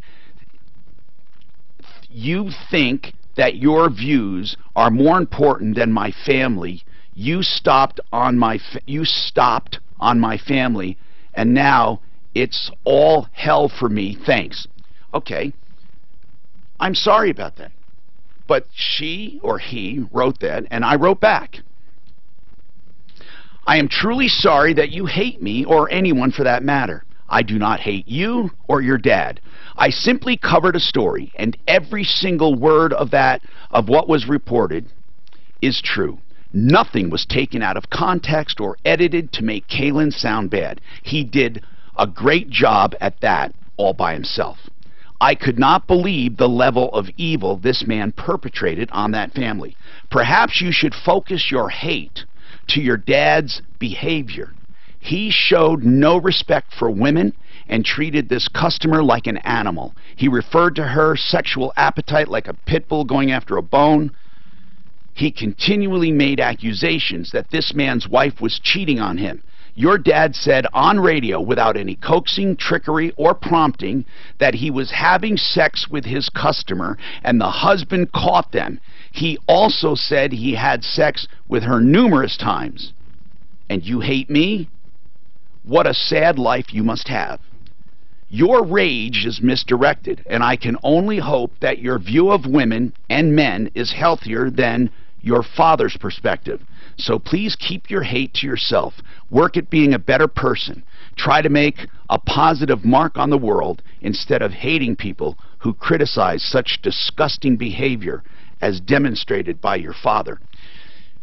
She or he had to hear that, because this man, if he had any respect for his children, wouldn't have done that. He also put it in writing on Amazon or somewhere. Yelp. On Yelp. So that was the outrageous roofer story and that video. And he's also on sleazbrigade.com. And last time we looked at him, we pulled a background check on him. He had court dates coming up. He said he's a changed man. I am all for people changing. I am. Josh, what's going on with AT&T? Hello, Josh. Josh? Okay, he's not there. Line 2 has a problem with AT&T as well. Well, I want to say a word on AT&T. I switched over from Verizon so I could get, well, not just so I could get a phone. I was going to get a phone anyway. But I was sick and tired of Verizon dropping calls, and their service was going downhill. That was the only problem. Nothing else. I mean, they were the best, but somehow, somewhere, they started dropping calls, and I could never get reception in this building. I switched to AT&T with the promise that they would pay my cancellation fees. I have submitted the bill now 4 times to AT&T, and they keep sending back a card or an email saying, I regret to inform you, we cannot apply credits to your account because the bill you submitted fails to show a cancellation fee. And every single bill, I circle it. It's as plain as can see, or excuse me, an equipment charge. And every single bill has the equipment on there. And they absolutely just do that. They will not take a phone call. There's no way to solve it. They will not, no matter how many times I resubmit it. I went to the AT&T store out in Aurora. They're great people, really great people. He submitted it for me. I just got a postcard saying, we regret to inform you, we cannot do this because your bill submitted did not show an equipment charge. Mark, I think they're doing this to everyone, and I think that people aren't complaining, and they're hoping to get away with it. That's what I think. I think the AT&T payback is a scam. They make it very difficult. I did everything they asked. You had to go to upload my bill or something.com. I did everything they asked. You know how I am. I did everything. I'm going to take your tack, and I'm going to sue them. And you've sued corporations before. I'm in the middle of one right now. I want to do this. You use the courts in such a way, with such finesse, that you actually bring them to their knees. You do, because they can't ignore it, or there would be a default judgment. I am going to sue AT&T for the money they owe me. I'll be meeting up with Uber this January. In court. So yes. Where would I sue them then on this AT&T thing? AT&T's actually easy because they have company-owned stores everywhere in the state. You got to make sure it's a company-owned one. So I'll do the store where I did business. That's exactly what I do. Okay. Breach of contract. They said they'd give you this, and they didn't. Breach of Very contract. simple. Okay. Josh is back. Okay, Josh, what's your AT&T problem? By the way, I love the AT&T service. I love the AT&T store. I love the phone. I did the iPad there. I mean, you know, I just don't like this promotion. They're not following through. Josh, what's going on with your AT&T problem? Yeah, so I'll tell you, the people are great. Yeah. I set up a business account, ordered 8 phones. Because I ordered so many phones, the account was flagged for fraud. They never could send me the phones after about 5 weeks. Canceled the account, never got devices. Now they're still trying to charge me. I spent about 4 hours on the phone with them yesterday, trying to tell them I don't have devices, I don't have an account, you never sent me stuff. After about a total of 6 or 7 hours. They don't listen. They don't listen, No. and they just keep redoing it. Even if you get someone to say they took care of it, it'll still haunt you. So what I did, and I don't know if there's anything else, I sent their customer service people an email just saying, I never got devices, I don't know this money, here's the account number. If you attempt to send me collections, I will use the federal or the Fair Credit Reporting Act to sue you. And you should. I don't know what else to do. Yeah, you're doing the right thing. There's nothing else to do. You can go to one of the AT&T stores and talk to someone. Those people are really good, and one of the managers probably can help you personally. If you take in the notice and let him make a phone call, that is one of the best solutions. We have a lot more to talk about, as always. 303-713-TALK, 713-8255. Approval reverse mortgage. It's a reverse mortgage. That means you live off the equity if you're 62 or older. But there's a caution with that. It eats up your equity. Interest accumulates, and it's not for everyone. However, there have been many people who have reverse mortgages that love them. They do either a lump sum or they do a line of credit, or they do monthly payments. ApprovalReverse.com is the place I recommend if you're going to get a reverse loan, because she will talk you out of it if it's not a good idea. That's why I love her. She's not going to slam you into it. All the people we do business with are forthright about what they do. And ApprovalReverse.com will explain everything to you, the ups, the downs, and help you make a choice. 303-771-3528, 771-3528. It's going to dial in at the top of the hour like you did yesterday. Does that work okay for you again? At 12 o'clock? Okay. You never answered my Warren Buffett. Oh. The hell away. Do you have a question? No. Okay. Stock. What's his company? GE. Hathaway? No, what? Yeah, Hathaway. GE. No, they in fact they got rid of everyone. Were they a big holder? Probably were at one point. Of course they were. IBM, Big Blue. Wells Fargo. Oh, Wells Fargo, a bank. And he's got that on as reduced right now. Bank of America has a buy. He's such a smart man. Hey, Mark. Thank you. Sir. I heard and it's probably one of those internet things, that George Soros shorted a bunch of stock on that hotel in Las Vegas right before that shooting. Oh, come on. That's just an internet thing. Starting to sound like What are you talking about now, sir? Oh, there's a thing on the internet that George Soros shorted a bunch of stock on that on the hotel in Las Vegas 6 days before that shooting. You can't say he's evil. Absolutely, he's evil. He's brought down countries. Who is? George Soros. I is evil. I do too. Evil. Yes. Okay. I don't know enough and about a Hillary lover. As in Mr. Evil. Okay, he is evil. Oh, speaking of Hillary lover. Hey. Not even close. Why are you joining us, sir? I don't know. Boredom. We enjoy it. There's no hockey games on. There is. Oh, you're fine. He's giving up his hockey games. Yeah, we're good. Who's your favorite? Who's your team? Blackhawks. You want UND fighting Sioux Hill. Right. I'm a recovering hockey mom. Are you? Nice. A pit bull with lipstick. Pit bull with lipstick. Okay, I need some advice, guys. So I have a dog. I travel with him all the time. He's a little pug. I never thought I'd travel with a dog. Yeah, he's super, super cute. And I end up staying at a lot of Starwoods because they're pet friendly. And a lot of Starwood. Yeah, and they're great. And they're wonderful. And so I have 3 of them up this month. And so when I was in Calgary a week ago, they said you need to. They're like, you need to start a blog, Winston at the Westin. How cute. Yes. I know. Oh, what a cute baby. Last week. You don't arrest me, so I don't. I think your call might have done something. Seriously. Well, they said they were upgrading a note. So anyway, so I started a Facebook that page. guy from the online pizza called commercials? Wonderful Wanderings of Winston. They said no, that's the door. And Instagram would be the best. Instagram, but how do I put it? So the people at the Westin, that was in Fort Lauderdale, they're resistant.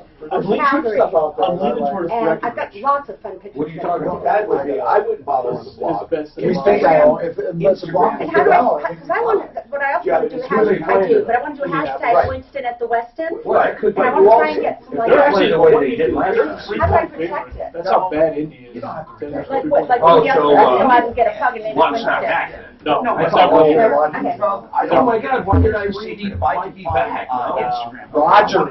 Roger. Oh, right. Lots of like Europe getting like shoulder. All white quarterbacks look alike? Or I'll tell my show's running post. Okay, this is Who is the shortest quarterback? White quarterback. Do you notice this says Right now? No. at bottom Yeah. of the last lip? I don't know. I can't go back to probably a guy from You Boston. don't Probably a just guy have from to do Boston. your stuff. You Hashtag everybody. Chad Bennington. If you're doing something good, good, you hashtag I just shorted. hashtag I just shorted. He was short. He did Start with that. Cal. Rudy would jump up. Yeah. Oh yeah. had like an X Factor. He was a You make up your own. Winston at the West. He played in the CFL. When you put a hashtag and you start That's why I think it'll say dog. He really did have something. Just like Peyton Manning. If it says men, Just like whatever the who's hashtag the established over Christian here. And after the hashtag, it tells you how many. baseball now. Yeah. Then you know if it's worth. I actually I think that guy's okay. I don't think he's great at baseball. He wasn't that great at football. No, but he's got the X factor. Yeah. So that means you do it at all that. You just. Dan Kaplan loves him and brings it up almost every day. How do you cure him? He gets a low carrier. He goes in. He had some of the most. Okay, if there's divine intervention, he might have experienced it during the Vikings game. That Steelers game, where they had it in the bag, all they had to do was kneel. How they screwed up so bad, I almost spit his name out. She ultimately He died. came back and won. I don't even know. But it was I know, it's easy, but once you hear it, it's like. We tried when they were young in grade school, and we had to fight for them. He had 2 or 3 games, and I think 2 of them were in the playoffs. They were just remarkable. So I didn't get until they were. But they were so lucky. 12 and 15. Oh, I gotta go back.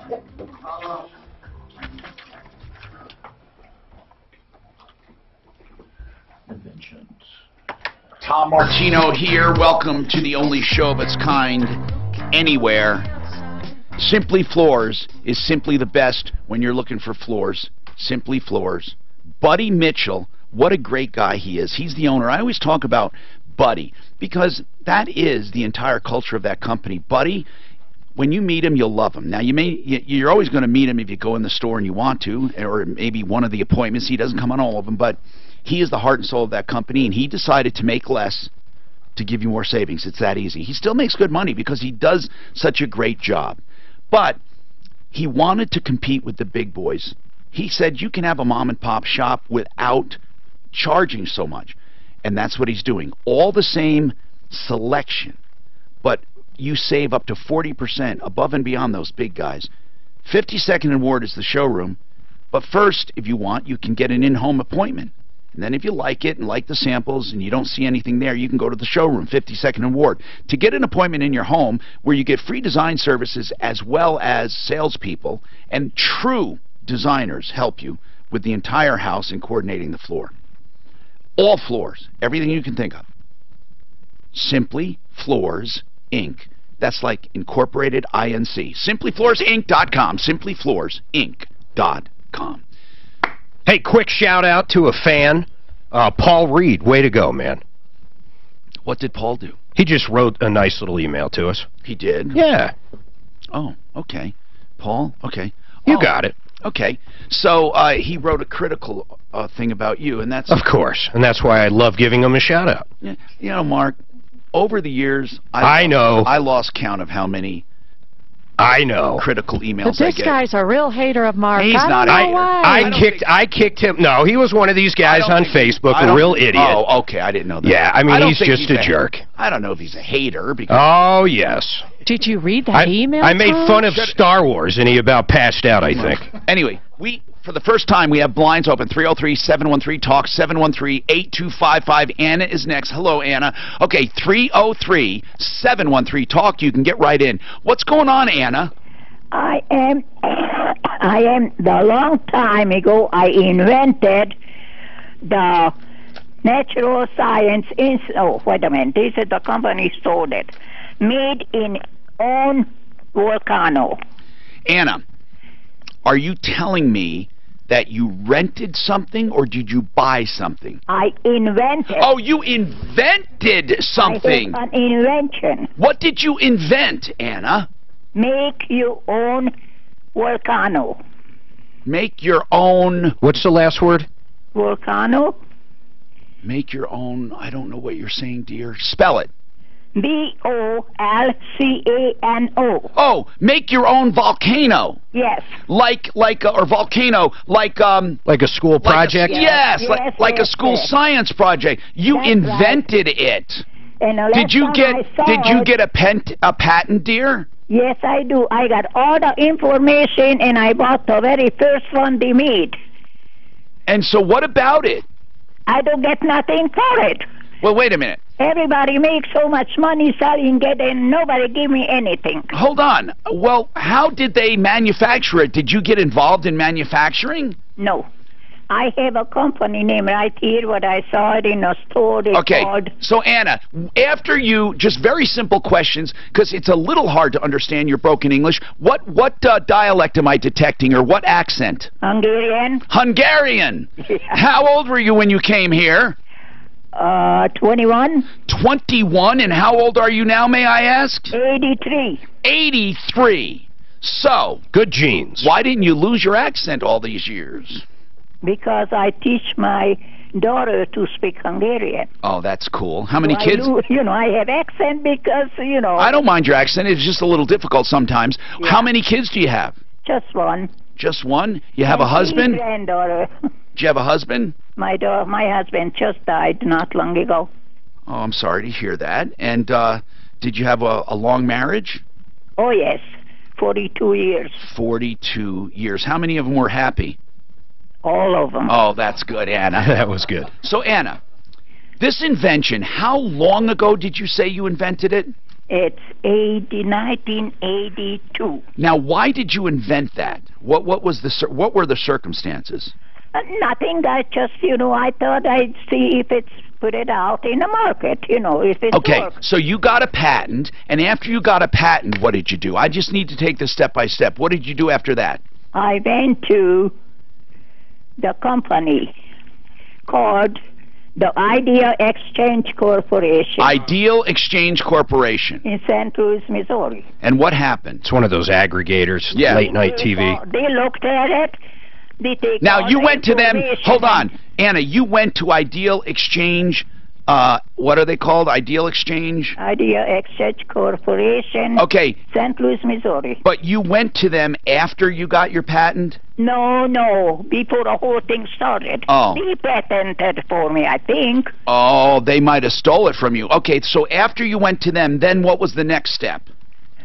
Then they said that they're going to put it in the market, and they're going to tell me if anybody going to buy it. Right, and then what did they do? Then they sent me a letter that nobody wanted, but I have a whole bunch of letters here from different companies who are interested in it, and the last time I saw it in a Nature Science. How do you know it's the same thing, though? It's easy to infringe on a patent if you twist it a little. Did they change it, or is it exactly like yours? No, they don't change. They change it a very, very little bit. Well, that could be enough to get around your patent, depending on how your patent was written. I want to get Mark Trenner to look at your patent. Do you have a patent number?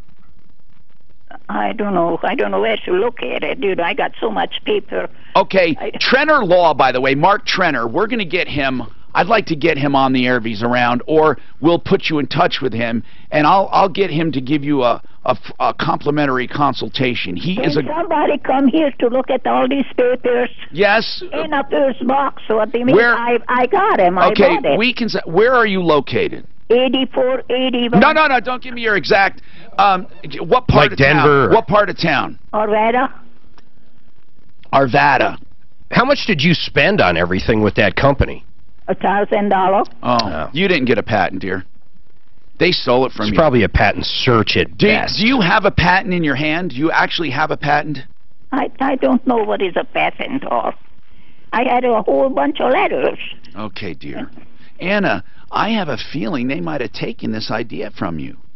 Is this company still around? I don't know. But a long time ago, I got a phone call from an elderly man, but he died. He told me that they sold my idea. And I got a whole bunch of letters. They said that they are interested. Okay, hold on. My idea. Hold on.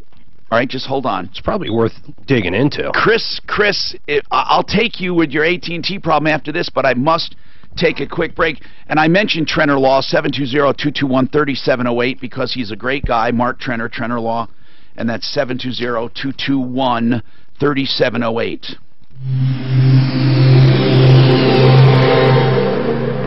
Did you look up the company, Mark? It's not. Yeah, it's like, I don't think it's the right company. No, there's that one in Canada. I don't think if you put in St. Louis, you can't find anything. That's the one. No, That's what did you look up the product? It's Which one is hers? That's in Canada. I know there's a million of these people that harvest fatteners. They go in and out of business a couple of years. And they don't. Oh, there's a ton of them. Yeah, she didn't even get a provisional patent for $1,000. I don't know what she would have had. That No, would have been, no, she didn't. Like I said, at most she had a search. Yeah, I don't think. Well, I'm saying, what do you? I guess you have to see And it was special. And it was '89, and I'm thinking, I swear, in 7 the years? '70s, early We '80s, used to make them. I made a volcano. These patent places send you letters from companies, so you think you have interest in it to keep you going, to get harvesting Invention money. submission companies suck. Yeah, they're. It's Invention Submission Corporation. I can't believe her. Well, that's one of them. They're around now. That's the worst. Does not sound like that. That's the one that always uses George Foreman. My mother-in-law's from Hungary. Well, she's recently passed, but she's so cute. But I can't believe her accent's still. So, Hungary is one of my best friends, Joe Werner. He died, but his wife was from Hungary. Oh, Joe died. When did Joe? His wife was Hungarian, and she had this. His wife was Hungarian, and she had this for. She had her accent forever, still does. When did Joe die? That's what I'm saying. He died probably Hungary that ever seemed to ever lose that. 4 years ago. I was in the hospital when he died. Why were you? The diabetes, because I stopped there. The diabetes. Why were you in the hospital? No. I was there visiting him. Oh, He when lost. he died? Here's how bad. You were there when he died. Yeah. If you don't handle diabetes, I guess that's fortuitous. well, you know this. If you don't handle diabetes, it's crazy. But he lost both his legs. He didn't eat right. He didn't do anything right. But he went. God, he looked like just. It was awful. Awful. Horrible way to go. The choice of leasing with Alliance is the obvious one for your business. Yeah. Learn more at alliance.com. That's right. He drank a lot too, but I mean, really, his last 5 or 10 years, he didn't drink much. Well, was he on dialysis? I don't think so. Usually kidneys are gone by now. It got pretty bad, man. Diabetes in itself It's manageable. doesn't destroy anything. It's the high sugar that slowly deteriorates and rots your body. It truly is a disease of management. And if done right, a diabetic can actually be healthier than a regular person, because we don't reach up and get our insulin when we need it. It automatically gets secreted. Therefore, when it spikes, we don't know. We could be spiking 6 times a day and not know it, but somebody who has to keep reaching for insulin does. So they have the opportunity to literally monitor themselves. And if we monitor ourselves, we would find out that we're diabetic many times during the day. We have excessive sugar many times during the day. And lifespan can be measured by insulin. This video better, people? People who live the longest use the least How can amount they of tell insulin them in their life. Well, I'm assuming what they mean is I have 2 types. I have the long-acting that You know what I'm twice a saying? day. Like we've seen a few That flows out. I don't think they Then truly you have another one you take at meals. It's 30 seconds. Just at meals, because it does spike up during meals. And you Okay, can he really- has diabetes. You have everything. Of course you You're a train wreck. I have to pick up on that. Clint has diabetes. So you were asking about narcolepsy, if you can get over it? We were talking about sugar It's diabetes. very much He has like it. diabetes. Now, even this guy's the Instead of biggest not bullshitter we ever producing met in our insulin, lives. you manage it. You Or don't produce a he hormone is hypocretin. everything You to can't everyone, inject everywhere. hypocretin because it's He's destroying scooped. your brain. You guys just won't allow this name to stick. He knows the scoop on No, everything. I don't like He's it. scoop. No, he is There's something wrong, huh? Forrest Gump. Yeah, but that's... You're a great runner. Were you in the Can war? Can you run? Were you in the war? No. Did you run across country? No. Did you ever have leg braces you broke out of while Did you running? have sex with Daryl Hannah? What was that for? My first wife Wasn't she in Forrest Gump? I figured the last one he was going to say yes. My first wife was the Pepsi model. Who was The the Pepsi girl in back in Forrest Gump? I don't remember how girl in Pepsi She knows the ran girl down the that- beach. that That was your first wife? Yeah, my They first grew up wife. Bo together? Derek? No, not Bo Derek. Her name was Sheila. Sheila, the Pepsi model. She was back in the early 70s. Of course! Did you ever make any Coca-Cola?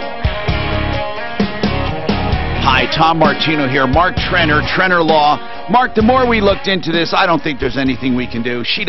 I don't think she has a patent. And also, although you're on now, so I'm going to ask you, she went to this some of these an invention place in 1982 and told them about a volcano maker kit, and she paid him $1,000. Then she got letters saying no one's interested. She doesn't have a patent. She can't put her hands on it. And then we looked online. There are a million different ones. I imagine something like that, a volcano maker, let's say for school projects. If you had to talk about this as a patentable product, what kind of patent would it be? Is there ever something that could just knock out the whole category? Wouldn't it be like a process of how the volcano works? Yeah, you could do that, or you have something new. But how's the best way to knock out a category? In other words, let's just take something silly. It's already invented, it's been around let's take wheel chocks on an airplane. You know, those are those little wedge-shaped things that go in front and the back of a tire, either on the nose wheel, the main gear, whatever. Is there ever a way, back when time began, before it was invented, would there have been a way that I could have made something so inclusive, the patent, that no one else could have done it? Oh, yeah, you definitely can. You can always improve on... No, that's not what I'm asking, Mark. Mark, that's not what I'm asking. I'm asking just the opposite. Would there be a way in a category to make something so inclusive and have your patent so inclusive that no one could even approach making a wheel chock? Tom? Oh, you mean if you invented the wheel chock? Yeah, is there a way? And I just use that can never get anything similar. I use that as an example. I use that. There's nothing really that you can own so inclusively. Well, no, because you can always improve on it. You can always add something to it. I mean, so now you start adding electronics. So you don't know of anything. You don't know of any patent ever that cannot be improved on that holds the whole category. No, so the standard is... What? The Schrader valve. The Schrader valve. The Schrader valve he's talking about. The Schrader valve for a tire? For a tire. It's been around since 1920s. They're still around. No, we're not asking that. I'm asking, can there be another kind of valve? That too. Yeah, exactly. You could improve on that. If there's another valve, then that's not what I'm talking about. Something so inclusive of every different maneuver or every different design that no one could copy it. I think Mark's saying the answer is no. If you can come up with a better way. We always try and do that. We always try and write the patent as broad as possible, but then things change and technology changes, and so it's always possible to improve on something. Can you search a patent by a woman's name if she doesn't have a patent number nor a name? Yeah, you can. The only thing is, you said that this was in 1982. Yes. Patents are only valid for 20 years, so that would be that would have expired long ago anyway. It wouldn't have mattered, right? Right. I feel badly for her, but there's really nothing we can do for her. So a patent is only good for 20. What do you do toward the end of your 20? Come up with something new. The whole agreement, the whole idea of a patent is an agreement with the government that you tell people exactly how to make it, and then they give you 20 years head start on that. Okay. After 20 years, it's open to the public. It's public domain. That's the agreement. That's the exchange you make with the government. So someone can copy it exactly. Oh, yeah, after the patent expires. That's why we see all the generics and medication. Yeah, exactly. You can always tell when it starts getting close. When does medication expire? It's the same thing. It's 20 years from date of filing. All patents are the same, except designs are 14 years. What would keep you from reinventing the same thing and not going after an infringement on yourself? They do it. They change it a little. Anyway. Yeah, if you change it, you can. All right. Time release. That's Mark Trenner, Trenner Law, 720-221-3708. We have a lot more coming up. In pharmaceutical, they'll make it time release, or they'll go from a capsule to a gel cap, and then they'll repatent it. So I have ideal. But other people can still copy it at that point, just not the new version. When I was on my provisional patent, there was a story about that Schrader valve, about how that's been. How did I know you got a patent? And it was Robin Wright, not Daryl. What was it on? What was your patent? It's a machine gun bird's way. It uses propane and oxygen To shoot, what is it? to make noise. It sounds just like a machine Not the gun. light bulb. Oh, right. well, then they had one back when I was there, so you'd stick them out in the field, but it Can. wasn't a machine gun, it was just a can. Yeah, it was a can. Here's a machine gun. Yeah, ours actually a machine gun.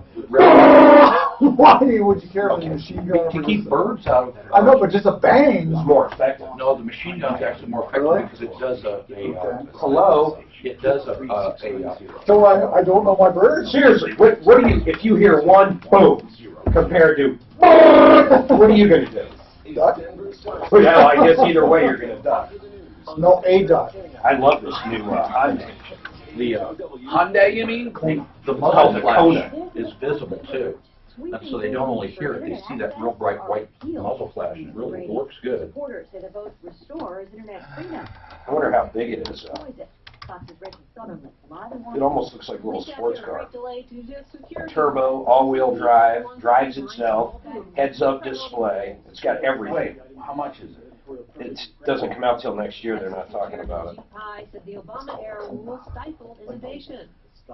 There's a beer called Kona. Kona has something to do with Hawaii. It is Hawaii. Kona, Hawaii. Clint, find someone interested in a Mercedes. Actually, He knows someone right now. I've got to call him to somebody. I'm serious, they'll never get a better Yeah, deal. Phoenix, If yeah. they went to a dealer, they'd pay $95,000 for this car, and that would be a deal. Yeah, one of my dad's down Scottsdale actually. Right here. Was This is an Take it out my all-wheel drive. check. yeah. Well, I don't know. Will you take payments? $50 a month. No interest. No, $50 you really a do. month. Clint, if you know someone, or they can go price at anything they want. Oh, I know. I'll beat it. Oh, it's a good looking car. Did you ask the dealer out here? The Kona. Isn't it? I love Hyundais. You know, they really are, they've upped their game. Oh, yeah, you can't. He thinks it's like a Honda Hyundai. It's a Sunday Hyundai. Hyundai. So it He is. says He says Hyundai. Hyundai. Hyundai. Hyundai. Like Well, one if you're time in- I said karaoke, and the guy said it's karaoke. This guy, and I was arguing with him. He's Japanese, so I guess I should. How do you actually say Hawaii properly? Hawaii. That's like Dublin is Who Dublin. knows? I can't believe. Suzanne, how do you say Hawaii properly? Please say it over the speaker. Thank you. Yep. Yeah. What am I asking her for? And you know how I know that that's spelled that way? Dog the Bounty Hunter. Who I got in a fight with in junior high school.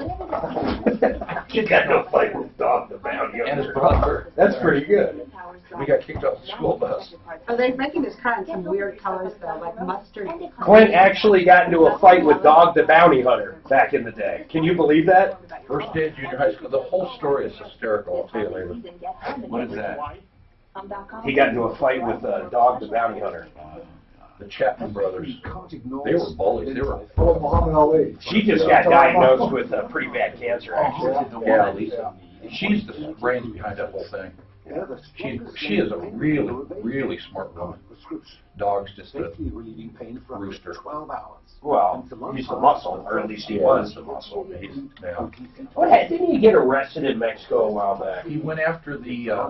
Did he get him back? Yeah, the guy. And then they wanted to extradite him? He went. The guy that was it heir to the Revlon fortune had 300 videos of date raping women that he posted on the internet.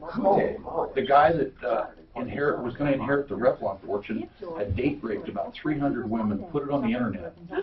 He was convicted and he ran down to Mexico to get out of here. And then Dog went and got him. Dog went after him, and the Mexican government wanted to go after him because there is no bounty hunter laws. Did he get him though? Well, did he get the Revlon yet? Yeah, he got the Revlon shit. Okay. But then Mexico wanted us to extradite Dog back or something. And the guy There was something weird. The guy, I'm trying to think of the Italian guy that ran for governor about 7 years ago. He was their representative. He saved him. They're good friends. Oh, I got it. Saved him from going pulled down.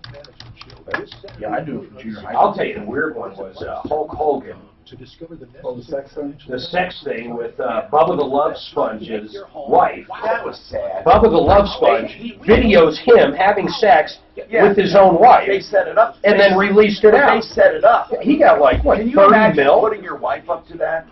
It was the craziest story I've ever heard. But he put his wife up to But it's Bubba the Love Sponge.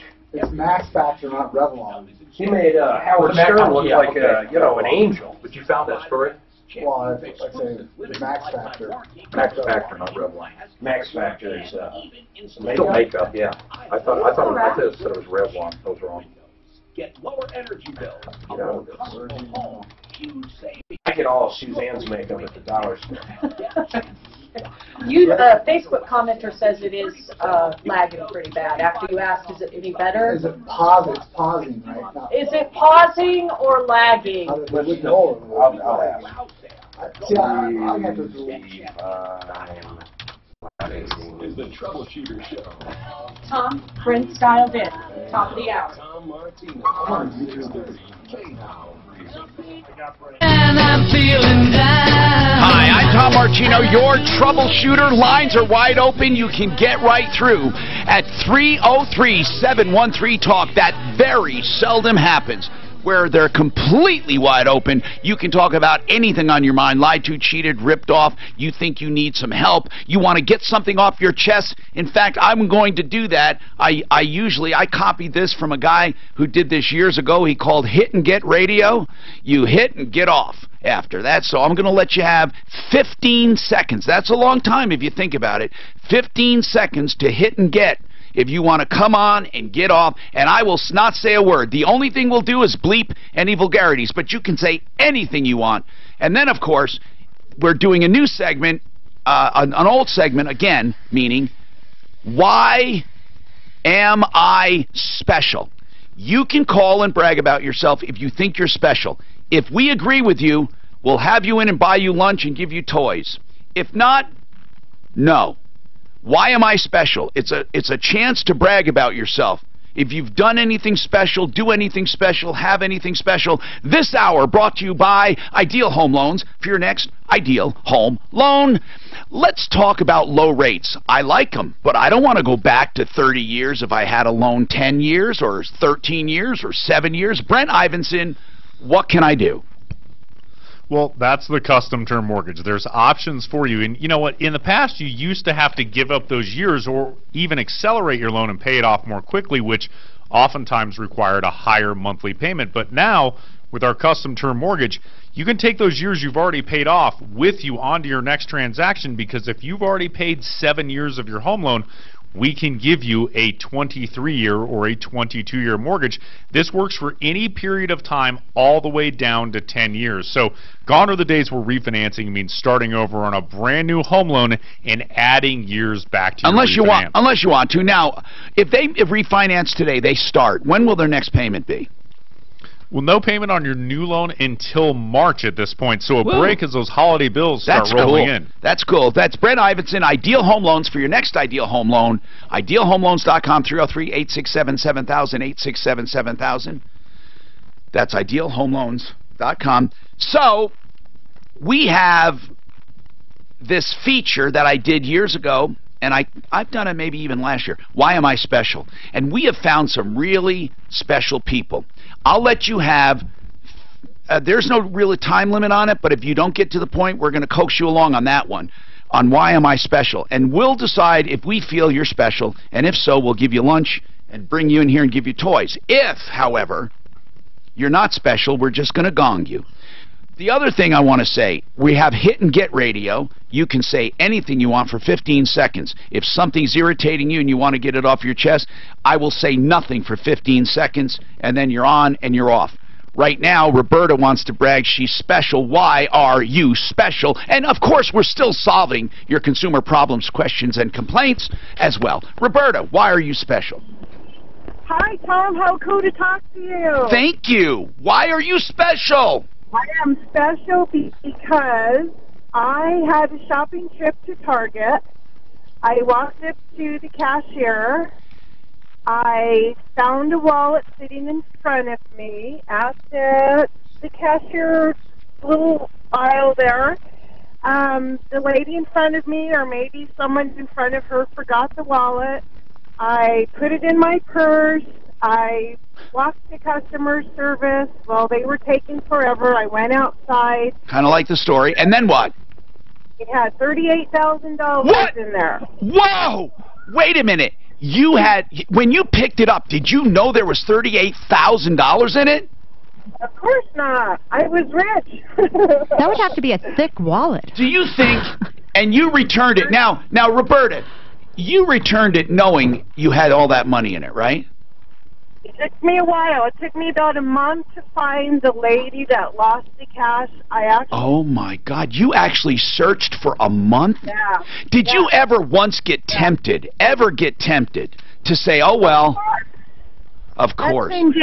That same day, my son and I went and had lunch, and I just couldn't take the negative consequences. It's wrong. So I said to my husband, look at what happened. This is what I did. He Wow. said, you're cool. You do what you have to do. You know what you have Roberta, to do. you're going to be hard to top. We're going to put you on the list. Get her information, Suzanne.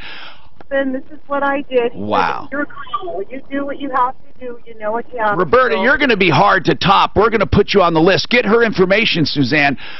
Why are you special? Roberta found a wallet with $38,000 in cash. We're live on Facebook and live on YouTube, but I think we're having a problem. Is that right, Mark? No, I thought... just the audio's not matching up with the mouth. Mark, if you truly, if you found a wallet with $38,000, truly, what would you do? What would I do? Really? I mean, like, does it have a license in it? What are we talking? I would truly not feel good keeping it. I really wouldn't.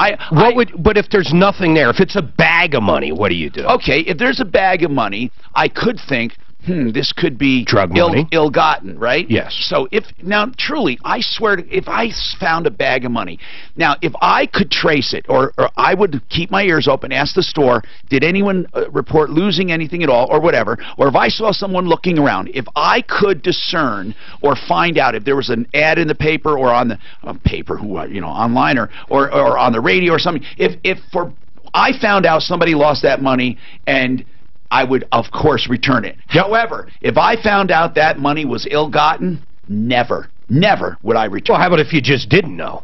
If I didn't know, I'd just keep it. Yeah, I mean, what are you going to do? It's a bag of money. I'd keep it. Why? I'd give it to the poor. We're solving problems, answering questions, taking complaints. We're also doing this. We're giving you 15 seconds to say anything you want. That's hit and get, or you can just tell us why you're special. Now, we're also solving problems, answering questions, and taking complaints. As always, Melinda, why are you special? Hi. Hi.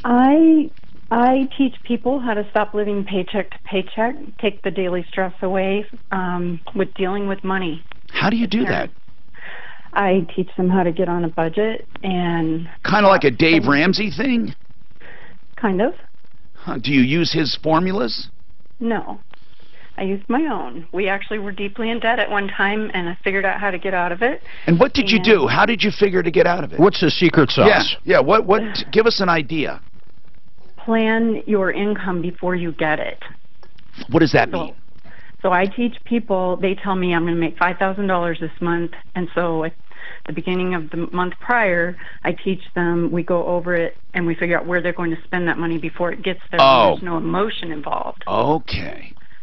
So, and then when the money comes in, that is exactly how they're going to spend that money. But you say paycheck to paycheck. What if they just are struggling and they already come to you as a mess? A lot of times they're struggling because they don't know what to do with the money when they get it, and they feel bad, they overspend. I help them cut in areas that they can cut in, not cut out. I don't want anybody to get really discouraged, but I help them limit how much they spend on extra items like coffees and... How much debt were you in? $155,000. And what was that debt? Mostly credit cards. We had 13 of them. I applaud you. You could have just gone bankrupt. And we don't know that she didn't. Oh, did you go bankrupt? No. Oh, and no. I don't want to say that. I won't indict you if you did, but for credit. But I just have a personal thing about running up credit cards. But here's the thing. You didn't do that. You paid it off. How did you do it? Did you do the formula where you take the highest interest rate one and pay that off first? Well, first we stopped all of the unnecessary spending, which was causing the problems in the first place. Good. We sold everything. Well, a lot of reason is all the things we purchased, we decided to sell them for 10 cents on the dollar. We just started selling like crazy. Wow. We brought in as much money extra that we could, and we started paying the lives here, helping people. Now, do you get paid? Is this a business? Yes. So what is it called? I'm the income organizer. I love that. Thank you. My title is a former It says it money all. master. How do you charge? I charge one session with me is $175. If you want to do the 3-session package, which is generally what most people need if they're very much out of control, that's $400 for 3 sessions. Now we know how she got out of debt. Right. Well, you didn't start doing this until after you lived it, right? Oh, goodness. We've been living it for 11 years, and I've been teaching it for 6. How is your business doing? I volunteered the first 5 years of the 6, so I wasn't getting paid for any of it, but I dealt with every scenario you can think of. Now that I have started my business, it was toward end of last year, it's going really well. There are so many people out there in all different groups of people. We have military, they're struggling. We've got young people that are starting off the wrong way. Well, I applaud you. That's wonderful. I love it. Thank you. I love what you do and would love to have you come in. Get her on the list. And Roberta didn't finish her story on that 38 grand. I'm sorry, I thought she did. There was $38,000. Oh, okay. So what happened then? What happened then? So, thank you, Tom. So this is Roberta again. Yes. It took about a month to find this lady. There was no ID in the wallet except that she was a nurse at a local hospital, which wouldn't get me in contact with her. When I did find her off the internet, and it did take a while, I went to the address that was affiliated with her name, and it was her mother's home. I asked for the young gal, because it was a young gal. Okay. At the door. All right. And I said, I have something for you that I think that you've lost a month or so ago, and I handed her the cash. Oh, my goodness. I do have to take a break, but Roberta, that is wonderful, really. I love these stories. Why am I special? And then, of course, if anyone wants to do a quick 15-second hit and get, you can do that, too. 303-713-TALK. David Salisbury, attorney at law.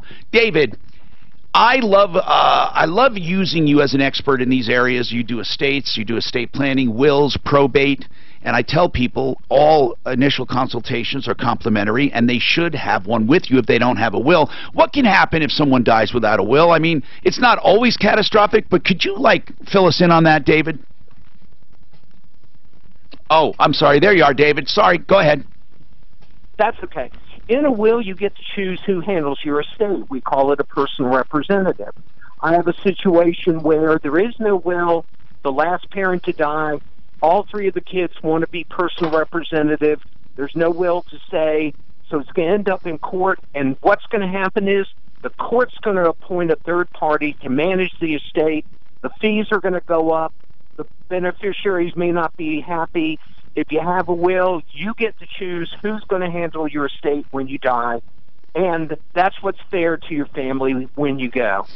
Absolutely. I love the advice.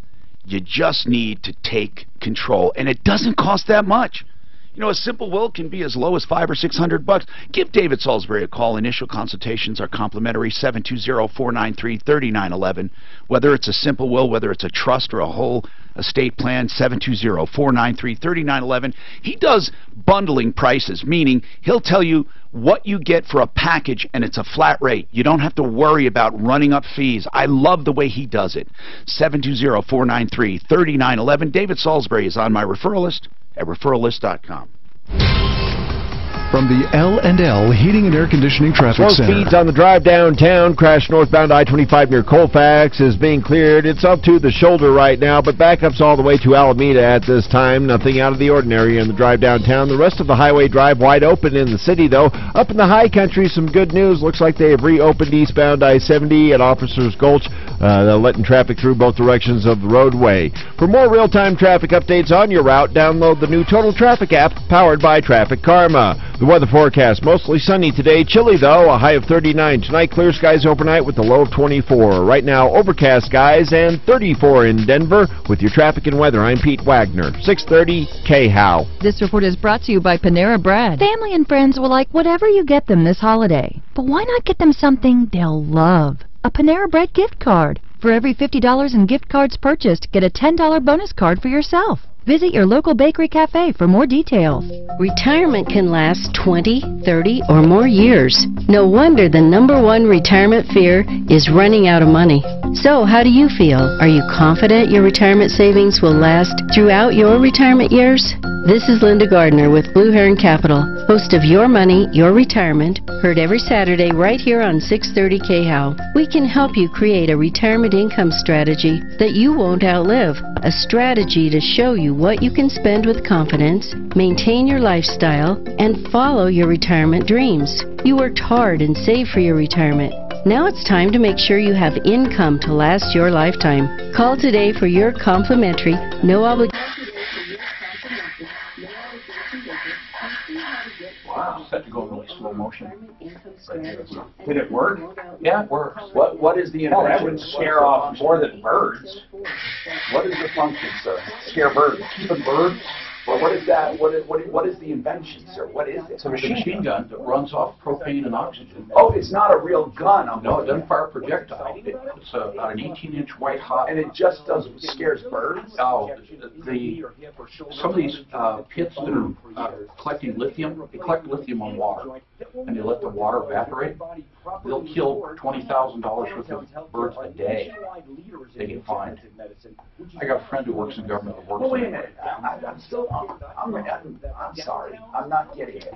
So you take this gun where there are birds and you start shooting and scaring. No, like in a field. It's automatic. It's got a computer in it. Okay, so when it senses movement or something, no, it's set on a timer. Like early in the morning. I see, like a scarecrow, basically. Yeah, it goes off like every 30 seconds. About dawn or dusk. At dusk, you don't want them to land on the Propane machine gun scarecrow. Yeah. At dusk, you don't want them to land on the water. Pretty cool. And I think it would work anywhere, though. You could put that in your hangar, and no one's going to break into your hangar. I mean, it's a very... Hey, the guy's shooting in there again. We actually had Border Patrol looking at them. You mount them on the bank on the other side with a motion detector. Scare the crap out of somebody, think they're being shot at.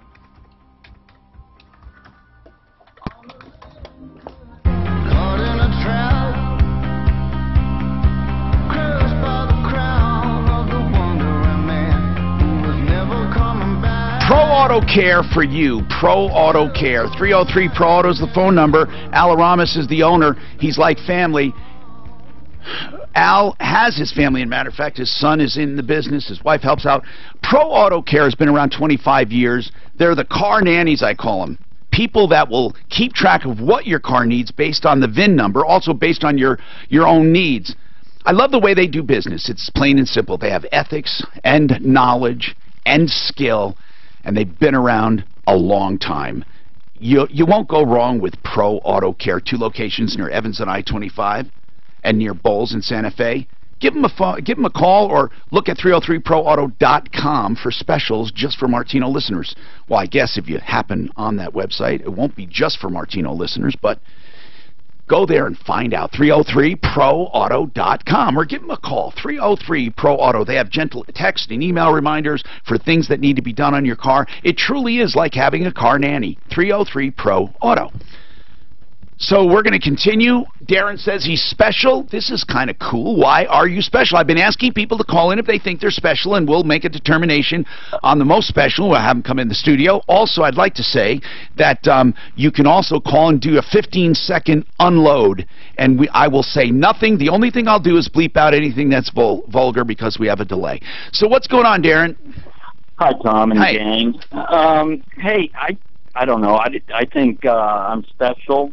Well, don't say I don't know. I mean, you got to be confident. You're special because... Well, I think that's, overconfidence is something. Okay, all right. Well, I think I'm special because my ex-wife that I have two.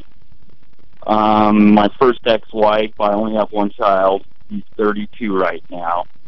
But this was 20 years ago, and I was listening to you and Father John. And wow. Yeah, it was back when my dad had some businesses, and he said, listen to this guy, you know. So I listened to you, and you always said, get a signature on receipts if you give money away, right? Oh, yeah. Don't get just a blank receipt. You have to have something that is acknowledging that receipt. Exactly. Well, one day at work, my boss came up to me and said, you know, you're getting garnished. I'm like, what? Yeah, $60,000. Whoa! Yeah, and I go, what's the deal? Well, unbeknownst to me, my ex-wife went into child support services. Yes. And said I wasn't paying. And you really were. And I absolutely was. So she was getting double paid. She was double dipping. And not only that, I had to pay his. I was paying his insurance. Okay, so what happened? Get to the end of the story. What happened? Well, I went in to talk to Jackie at. Well, I don't know who Jackie is. Nobody cares what the names are. What happened, man? I went into child services and with a box full of receipts. Good. And she made up a chart, and we went through all those with her signature. Actually, that's very nice of her to do this, to take such care. So in the end, what happened when you proved that you made the payments? Bam! I was off $200 somewhere. Okay, hold on though. But you wrote a check. All right, hold $200. I think that's wonderful that you took the bull by the horns. Do you want to know what she said to me? She goes, we never see the fathers in here. All we see is the moms when they don't get their money. Right, but that's good that you went in and fought the thing, Darren. That truly is a remarkable story. Now, I have to take this call, Darren. That's why I cut it a little short. Because whenever we get an owner of a business on, we give them the utmost respect because they need to be able to give their side of the story. And Anthony said, I worked about 38 hours that I didn't get paid for. Is that right, or more than that, Anthony? How many hours? It was about 238 hours. I'm sorry. Over a 3-month period. Then you also, however, Anthony, you also said you were getting room and board, right?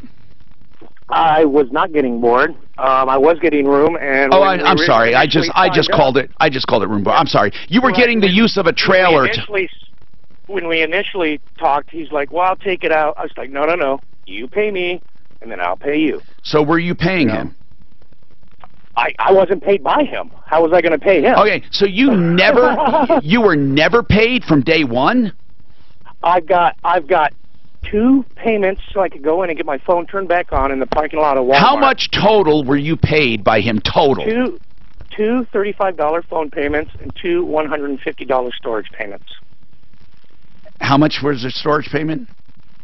$150. Okay, so $370 basically.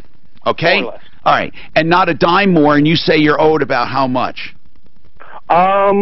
It's up over 200 hours. 200 hours is $4,000, and there's a few more hours, so it's somewhere between $4,000 and $5,000. Okay, that's your claim. Now, I give courtesy to Big Al. Absolutely. So he can talk about this. Hello, Al.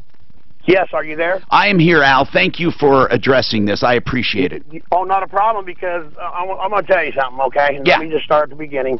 I've known him for a few years. He used to go with a friend of mine, and then they split a few years ago. But anyway, he was sitting on top of Crow Hill with a sign, need help. He was camping up above me. I took him to work, but he couldn't really do the work very well. I said, I'll tell you what you're worth. And you're staying in my trailer. That's $300 a month I'm going to take out of your check. He also ate. He did eat off of me. And whenever we went to watch games, he drank off of me. Everything came out. And I also gave him money besides the $250 storage payments. I gave him a couple of $150 payments off of that. But everything came out. He was there 4 months. And, you know, that came out of all that come out of his check. You know what I'm saying? All right, so I get it. I get it. Hold on. I get it. So, and I helped him out. Yeah. And took him off the street. And, you know, he was camping. He would be freezing his butt off if I wouldn't have done that. So here's what I hear about $1,200 in rent, right?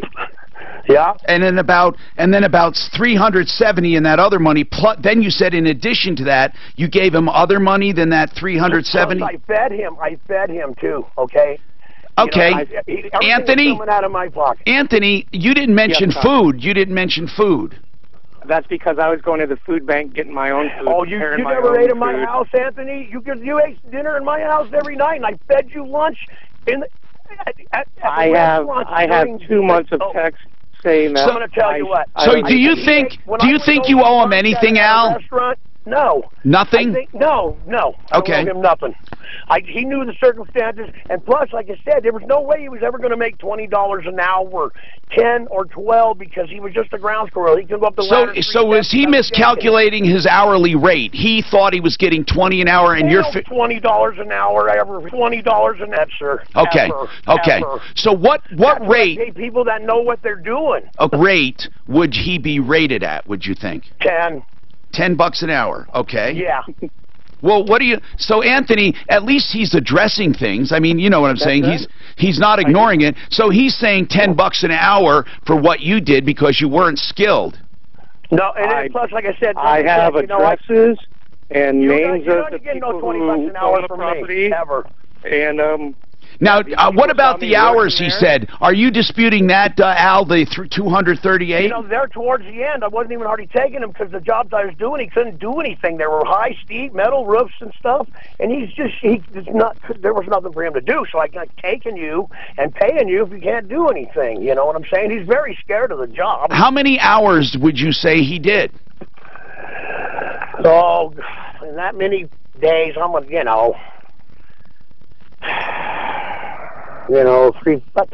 I think it was like September into a week ago or something. This whole thing's pretty sketchy. I know it. I'm 200 maybe, you know. Yeah.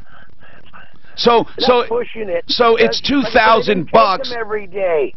Let's just say it's $2,000, around $2,000, and then you take away the $1,200 for rent. Now I agree he would have to pay something for rent. $300 is not unreasonable, and that's $1,200 in rent, and about $370 that he acknowledged. The stuff that he acknowledges is $1,570, which is almost all of it. The only dispute here is the amount per hour, and again, you know, Anthony thought he was making $20 an hour. There's no way I was going to pay him $20 an hour, sir. And I'll tell you what, my little brother's sitting right here. There's no way he was going to make $20 an hour. Like Mark said, this whole thing is sketchy. It really is on both parts. I mean, it is. He's just trying to screw me. That's all I got to say. And I helped the guy out. You know, that's just. Well, you know, but Al, you should protect yourself when you hire people. You really shouldn't do it that way. You know, I didn't have a choice. My little brother was in jail in Grand Junction. I had no helper in a big house. I just needed some paint and help because I hardly ever paint. I do gutters. Okay. This was a little different, so I figured he could paint. Yeah. And and he got up on the small step ladder and started shaking, and then just and he started slowly getting a little bit better on low ladders, but there's no way he was going to do the tough stuff, which the $20 an hour people make. Anthony, I think to sum this up, it's you got to let a judge sort this out in small claims court. He is not. You are in more agreement than not. The big deal is the amount per hour. And then, of course, you didn't put any value on the rent when you told us what he owes you. You didn't subtract any rent there, Anthony. You did live there 4 months, so that would be $1,200. September, October, November, 3 months. All right. Well, okay. So you guys have more disputes than really. I mean, and you're both telling different stories. So what do you think, Mark? Bottom line, what do you think? I think the whole thing's sketchy, man. You got a homeless guy working for a guy that's taking advantage of him and everything else. Well, how is he taking advantage of him? I mean, you can just tell. I mean, don't you think he is? Well, here's the deal. The guy had nowhere to live, okay? Yeah, I get it. He's got a sign, need help. Now he's in a place. Yep. He obviously ate or he would have been dead. And I'm not saying that Al supplied him food. I'm just saying at least he was doing something and he was earning some room. I'm not saying he didn't take advantage of him, but I think they both really did a lot sketchy. They're both, I don't think they're neither right or wrong. I think they both used each other. Yeah. And now Anthony is rethinking this thing. I told you, it reminds me of these immigrants that come over and work in these places in Florida picking oranges. They end up owing the boss money. But it's really not something we can get done in a phone call. And I think small claims court is the place. Maybe you should head up there and check out that camper. I don't think he will prevail in this thing. Okay, here's something. Adam wants to unload for 15 seconds. Adam, are you there? The only thing I'll do, as I said, no vulgarity, and you tell me whenever you start talking, I'm going to start timing, so you have 15 seconds, sir. I have no idea what you're going to talk about. Ready? Go. About the earlier caller about the 38 grand she found in the grocery store on the counter. What kind of fool loses $38,000 cash? It's drugs. The lady was high. Okay, man, you almost timed that out exactly. Thank you. We have a lot more to talk about, but the important thing is if you're in pain, you've heard all these people getting hooked on pain meds, right? Well, I have sympathy for people who are in pain. And a lot of people are considering surgery. What I say is, before you consider surgery, consider stem cell therapy. Real stem cell therapy. Living stem cell therapy. Living stem cell therapy. You won't get that with people who ship in amniotic fluid at a chiropractor's office and a nurse delivering a shot blindly. What you need is you truly need MDs, you need guided injections, and living stem cells harvested from your bone marrow or from your fat cells. That's the only way to deliver living stem cells. Dr. Chris Centeno has been doing it from the beginning. He was one of the first doctors in the entire country to do stem cell therapy. Centeno Schultz. They can help with painful joints, knees, hips, back, shoulders, hands, and they can repair most ACL tears. Now, one thing I want to tell you about backs, they're very complicated. If you had to say the least amount of results, it would probably be the back, and I hate to tell people that, but it's such a complicated area. Now, sometimes you can get those backs perfectly if there's a well-defined problem, but generalized back problems, probably if you had to do a scale of 1 to 10 on success rate, it's not nearly as high as the other stuff. Like ACL tears, they can do most ACL tears and repair them instead of going through that surgery. So check them out. 303-963-9201. 303-963-9201. From the Fox Business Network, all Wall Street stocks are mixed in afternoon trading, and more people are holding on to... The stem cells really interesting, but I have a really interesting story about the stem cells. There are neighbors. Yeah. They live around the corner from us, and Disney's buying a large part of it. Dr. Centeno seemed very understated for me. I thought he'd be more. A lot of doctors I know are more. They're more assertive and more. My pain management doctor has been to his clinics, and that's my future. They came home. They were out of town. I can't quite. I don't know all of the details. I know what's wrong. On mornings with Lydia to discuss the Jennifer Centeno went downstairs and she sees this guy. He's got his pants on. He's got her husband's pants on, her husband's shoes Oh my God. and he's on dead, like she thinks he's dead on the floor. And he's not even supposed to be in town. And so she runs down, realizes not her husband. Some guy, homeless Broke guy, into their home. has been living in their basement, peeing everything in their basement. Teaching just to He wasn't using the restroom. No. So you just I mean, I Why the basement? Yeah. I think because he was there during times they were there. Oh my God, no. Yes, yes. And it ends up the guy was we were all locking our doors now. Was wanted on several crimes in California, so they extradited him. See, that's the reason you want a dog. Or his machine gun. Were you ever homeless? No, I've never been homeless. We would have found out something he has not experienced. He has not been homeless. I've been pretty blessed my whole life. Yeah, you never locked yourself out and had to spend the night outside. No, I've been locked. Oh, you almost slipped on that one. I knew where that was going. My dog. Who locked you out? No, we're not talking. Your dog locked himself in the car. Dogs did. Both With the paw on the Yeah. auto. Oh my God. Black What did you do? Well, I called OnStar, and we were not in the. We were in an area they couldn't make it work. You know,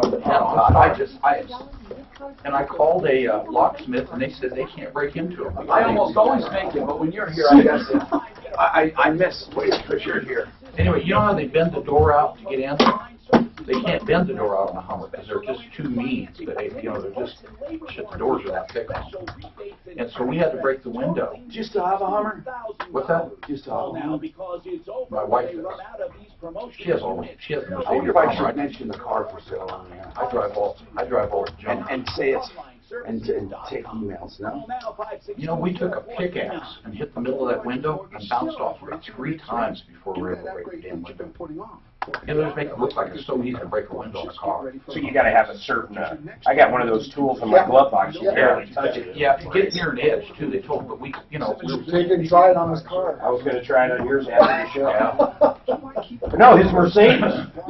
You're selling it anyway. I should just ask anyone looking Ready for summer. Is it new? Giant sedan. Well, it's got 11,000 miles. It's top. I've seen that car. You drove it out here. $120,000 sticker, bro. It's a gorgeous car. Why are you getting rid of it? Because I absolutely didn't need it to begin with. I didn't buy it. I traded it. And I was in a circumstance I had to trade, or I wouldn't get value. I had to take it. It's one of those circumstances.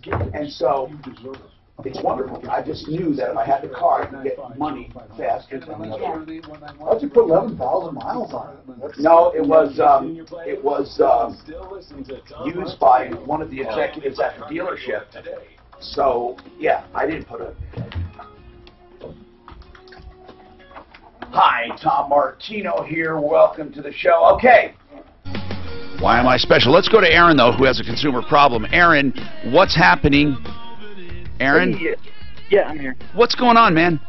Well, so about a month ago, this is actually a review, but about a month ago I had Roof Works come out to our house and replace the roof. And I was just going to say I was very happy with how they did it. It took them an extra day, but they came out on a Saturday to finish. And Aaron, thank you very much. I appreciate hearing about members on the referral list. And as you know, I had no idea if it was going to be a good review or a bad review. We really, truly believe in that, and we screen everyone, and we continually monitor them. And I'm glad you had a good experience, Aaron. Thank you for letting us know. They were even able to upgrade the roof from, we had normal shingles, they were able to upgrade it to the hail resistant free. Well, thank you a lot. I'll tell you why, because this, right now, with the roofing industry, it's maddening what's happening. So it's good. Thank you. Tom wants to take 15 seconds to say something. So, Tom, I'm going to just say go, and you're going to go, and I'm going to give you 15 seconds uninterrupted. Are you ready? Yes, sir. Go. Denver, we've been over this when Tom gave me 30 seconds. We don't need more lanes. We need you out of the left lane. Everybody hates socialism till it's time to share the left lane. Think of how much better traffic would go if you weren't in the left lane and we could just go. Okay. He did that and a little more, but I let him go because it's one of those topics I love. I cannot stand when people get in the left lane and they want to be police officers. I'm going the speed limit whether you like it or not. If you want to pass me, I'm not going to move. You let that bother you? No, I don't let it bother me. I go around them. But it does bother me. Doesn't it bother you? I go with the flow. Well, if they're doing exactly the speed limit, are they technically correct? It used to bother the hell out of me, and legally, from a legal standpoint, in the state of Colorado, you're not in that left lane. You're not supposed to impede traffic. You're supposed to move over. So, really, though, this is what I wonder. If the speed limit is 65, that means the left lane should be 65, and the other slower lane should be under the speed limit. But that's not really true. If you want to do the speed limit, that's where you get in the right lane, way over, and if you want to do a slightly over, then you get in the middle, and if you want to speed, you get in the left. That's the way I look at it. When you pass them and look over, which we all do, are they generally older? Are they generally male or females? In the left lane going slow? Yeah, the ones impeding. I don't remember. I'd say they're generally older folks. I don't remember taking note. But I remember passing you one time. In Boulder, they're mostly stoned. Yeah. That's true. I have not found poor drivers in Boulder. The worst drivers in the universe are Florida. Yes, I just came back from there. A lot of that's age, though. Seriously. Oh, my God. Dora, she wants to tell us why her son is special. That's kind of breaking the rules, but we'll let you go. He's 65 years old, and he has provided a home at low rate for me and my daughter. Oh, yeah, that's so wonderful, Dora. I'm 86 years old, and I have a 4-bedroom home, and my daughter has a 3-bedroom home provided for her by my son. Oh, my goodness. Now, how does he provide it? He bought these homes for you? He bought them, and he's paying the mortgage on all of them, and he has his own home, and he's just a good son. Wow. Oh, man, like my mom would say, what a good boy. What a good boy. And Dora, you raised him right. Yes. What does he do for a living? He works for a hospital. Is he a doctor? No, he works on computer. Wow. In the pharmacy It's department. good that he is able to pay the mortgages on his own house too, right? Yes. Does he have a family? Not really. He's more single. He's got a girlfriend, but that's about it. Okay. Dora, he is special. You're right. Agreed. You're right. And he's honoring his mom, which is a direct commandment from the Bible. That's a great one. Thank you. And if her son ever wants to come in, I mean, I guess, because... honor thy co-host. Yes, that's true. 303-713-TALK. Now, we're doing, of course, we're taking consumer problems, questions, and complaints as well, but I thought, let's have a little fun. We had some open lines. Tell me why you're special, or you can take 15 seconds to just unload anything you want to say, and I will not interrupt. Alan, why are you special? Alan. Oh, yeah, me. Hello. Yeah, why are you special, Alan? Well, I think I am special, or if not anything unique, because I was drafted in the French Army, and then I was drafted in the U.S. Army. What? How did that happen? Well, I was born in France. I'm French. I had to go back to France to be drafted, and I helped an Episcopal minister in Nice, and he sponsored me back. My girlfriend and I used to get girls for the Navy dances. And when I came back, I got a note from Uncle Sam says, wow. welcoming me. So are you a citizen of France and the U.S.? Yes, I am. I'm both. I'm dual national. So where did you serve? What branch? Well, in the French Army, I was in Special Forces, and in the U.S. Army, I was a photographer. Cool. Hey, Alan, Special Forces. I heard France has some really kick-ass Special Forces. You're a bad guy, huh? Well, we did some things, but it's never advertised. No, seriously, I heard that they have some of the most elite Special Forces. Yeah, that's true. And I was with one of them. What is it called? Well, the unit I was in, I'll say it in French. It won't mean anything to you. It was Chasseurs Alpins, which actually is the Alpine Commandos. Cool. So you went on. It's like Navy SEALs, right? Kind of. We did a lot of stuff I can't talk about because, like I said, it's never in the news. Like assassinations? Kidnappings and stuff like that. Eliminating people that holy crap, is giving African countries a hard time. Wow, what a cool background. Have you ever thought seriously about writing a book? Yeah, well, right now I'm writing a book on China. So, but I don't know if you write yourself, if you know how to write, but if you ever wanted to do something on the Special Forces, I hooked up a guy here in Colorado, one of the last survivors of the Pearl Harbor thing, and this ghostwriter in New Jersey. He listens to the show. What a wonderful! He wrote. It's doing very, very well, the book, and I could hook you up if you ever wanted to talk about the French Special Forces. I'll bet you he'd love to write it. Most of these guys use ghostwriters because it's very difficult to write a book. It is, and most people are great at telling what they did, but they use ghostwriters. So Suzanne, if he wants to, I'll put him in touch with that writer. But if not, that's fine too. Okay, this is something that gets me excited when I talk about it. It is the be the banker concept. The reason I tout this is because I have been able to find anything wrong with it, any holes in it. Now, people have written to me and saying, Tom, you're wrong. I've had a few emails saying, Tom, you're wrong. None of the consumer experts recommend this, blah, blah, blah, but they weren't talking about this program. Okay, it's very important for you to know we're not talking about an investment like this with normal whole life insurance. It is not normal insurance. I want to explain this investment, and if you can find a hole in it, find it. But I invite you to go to this website and look at my video. Don't just say, never mind. Go look at it. This is what I feel is a safe, wonderful investment for everyone. You buy a life insurance policy. The idea is not to get a bunch of life insurance. That is not the purpose. You get the least amount of life insurance you can for your particular circumstances. And then the government allows us to overfund this policy. And it's a non-qualified plan, meaning you don't deduct the money you put in it, but every dime in it grows tax-free. You let it grow, and here's something. If you put a chunk of money in it, you can borrow from that policy in a few days. So what you do is you let that build up, and when you want to buy a car or go on vacation or do something, college education, or get out of debt, you can make a loan from this policy, which is growing tax-free. And you pay yourself back. Listen, you'd have to pay your credit card anyway, right? But you pay yourself back, and on top of it, you pay interest. That interest also goes into your account and grows tax-free.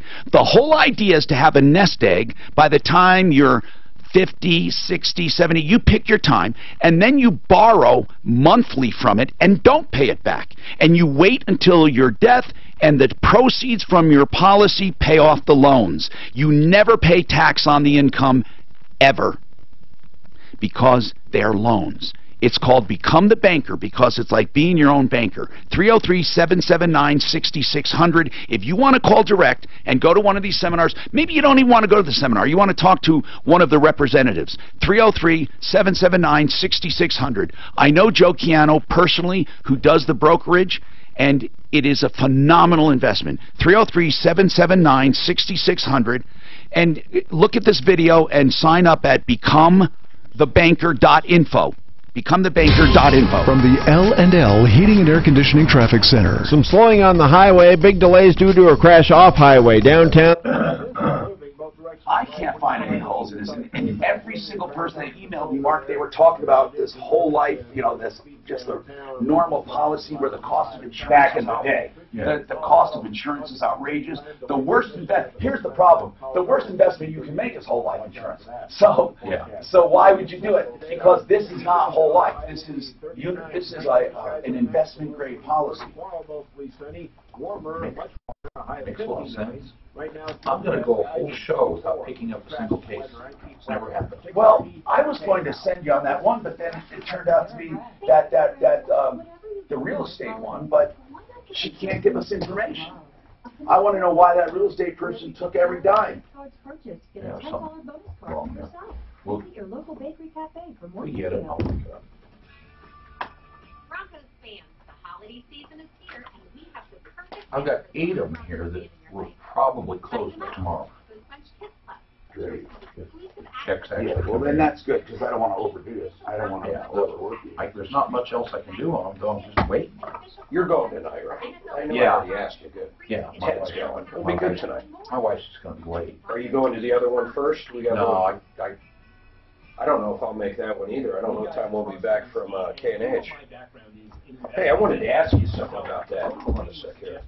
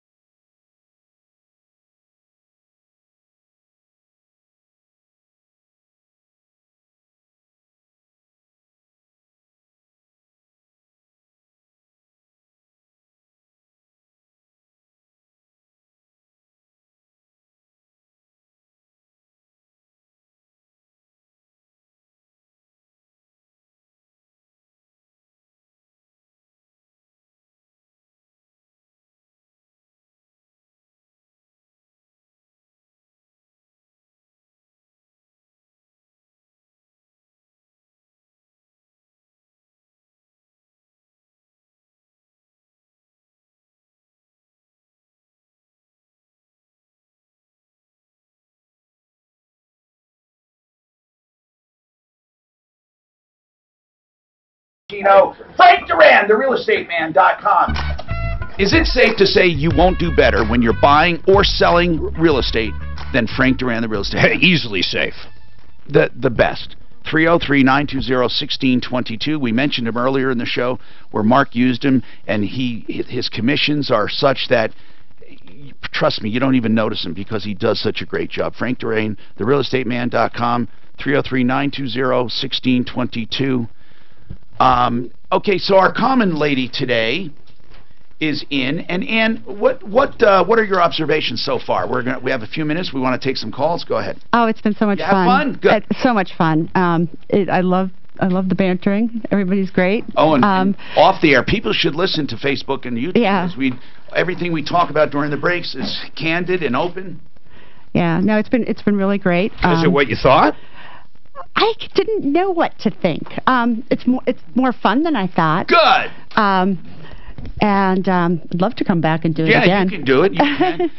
You can be one of our deputies. Okay. I'd love to be a deputy. Oh, that would be good. We love it. Now, is this Sam? It is, Tom. Yes. Sam, how can we help you, sir? I went up to the ladder to fix the roof and cut the branch. Yes. On the customers. Then I fell down. I had the guy held it down the bottom of the ladder. Okay. I didn't know what happened. I fell down. Were you working? Hold on, Sam. Were you working for this homeowner? No, I was Yes, I was working for. I was contract. Yeah. What were you contracted to do? Cutting tree branches. Okay, and in cutting the branches, you used a ladder, is that right? Yes. And then you fell off the ladder and woke up in the hospital? Yes. Okay, and this homeowner, did he do anything wrong? I don't think so. Okay, so what are you calling about? I need some help. Okay. Sam, there is a possibility, I don't know if John Fuller is around, there is a possibility that, and here's the unfortunate thing, due to no fault of his own, if the homeowner hired you and you did not have workers' comp, that homeowner is in the position that may be liable even if they weren't negligent. I would say they most likely are liable. Right, and I don't know what the statute of limitations is, but it might be very I think you may have gone past it. If not, I think you would have a very, very good claim against the homeowner and the homeowner's insurance policy. It's scary hearing that, though, isn't it? A lot of people are listening going, this sucks. When you hire people to do your lawn, when you hire people to do anything. Shovel your driveway. If they fall, if they get injured, you are on the hook. If they don't have workers' comp, you're on the hook. It's one of the reasons you want to make sure they have their own insurance. Their med pay on their homeowners will generally pay those. If you report them right away. Yes. And MedPay, and then the homeowner's policy might cancel you because they don't want you hiring people that don't have their own insurance. Yes, they usually step forward and pay. Sam, what we have to find out from our attorney, John Fuller, Fuller Law, is the statute of limitations. You understand what that is? Yes. Okay, hold on, and we'll try to figure that out. Lori, what is a word that drives you crazy? Basically, Tom. Oh, I say that. When people say basically, I think I say that. I think I say it. I got to tell you. Oh no! Now I got to tell you is Mark. When people say basically, it's basically useless. Yeah. What are you really saying, basically? Basically what is the definition of basically? It's basically a filler. It is a filler. Yeah. And I got to tell you, is also a filler. Mm-hmm. I got to tell you, it's not a filter. A filler. Oh, a filler. Okay. You don't have It's basically not a filler. We're out of time. Listen, we have to thank our common woman. Thank you for being here. And also, Sam, we will take you off the air and get you back on with our attorney. We'll try to help you out there, okay? Remember, folks, I say this and I truly mean it. First of all, referrallist.com. and save all your problems for me. Are you looking for a medical clinic with an affordable concierge? I think he might have. Oh, listen tonight. What's going on, bro? Well, the delay looks like What's going on all of a sudden, though? We're having Just lip syncing. But why all of a We sudden? don't know. We don't know. We don't It's know. been the same 2,500, 2.5 seconds. Okay. Yeah, we just haven't moved it. But maybe it's, I don't know. Yeah. Oh, maybe there's a delay. Oh, my God. The box, same box. Do you know that they're at University of California, I think San Francisco, they have a clinical trial going on where they are reversing stroke damage. How? With stem cells? I read that. It's like some of them are like there was a younger woman and complete reversal. That's insane. And she's gone on and had a baby, gotten married. I'll send you the article because there was also some interesting articles on why you shouldn't go to these fly-by-night stem cell people. Well, I went to a stem cell clinic down in Mexico to check it out. Yeah. It was legitimate, Yeah. it looks like. But they had stuff on the wall about type 1 diabetes. Yeah. And a lady who was completely blind to rods and cones degenerated. She's now seeing outlines. Wow. Like literally a guy who's a quadriplegic who's on crutches. I mean, these are articles on the walls of stuff that's crutches. He used to be he doesn't No, he's a quadriplegic. And he's to the How do you use crutches, man, as a quadriplegic? You don't have use of anything but the neck below. Well, because of stem cell repair. Were you a quad at one time? No.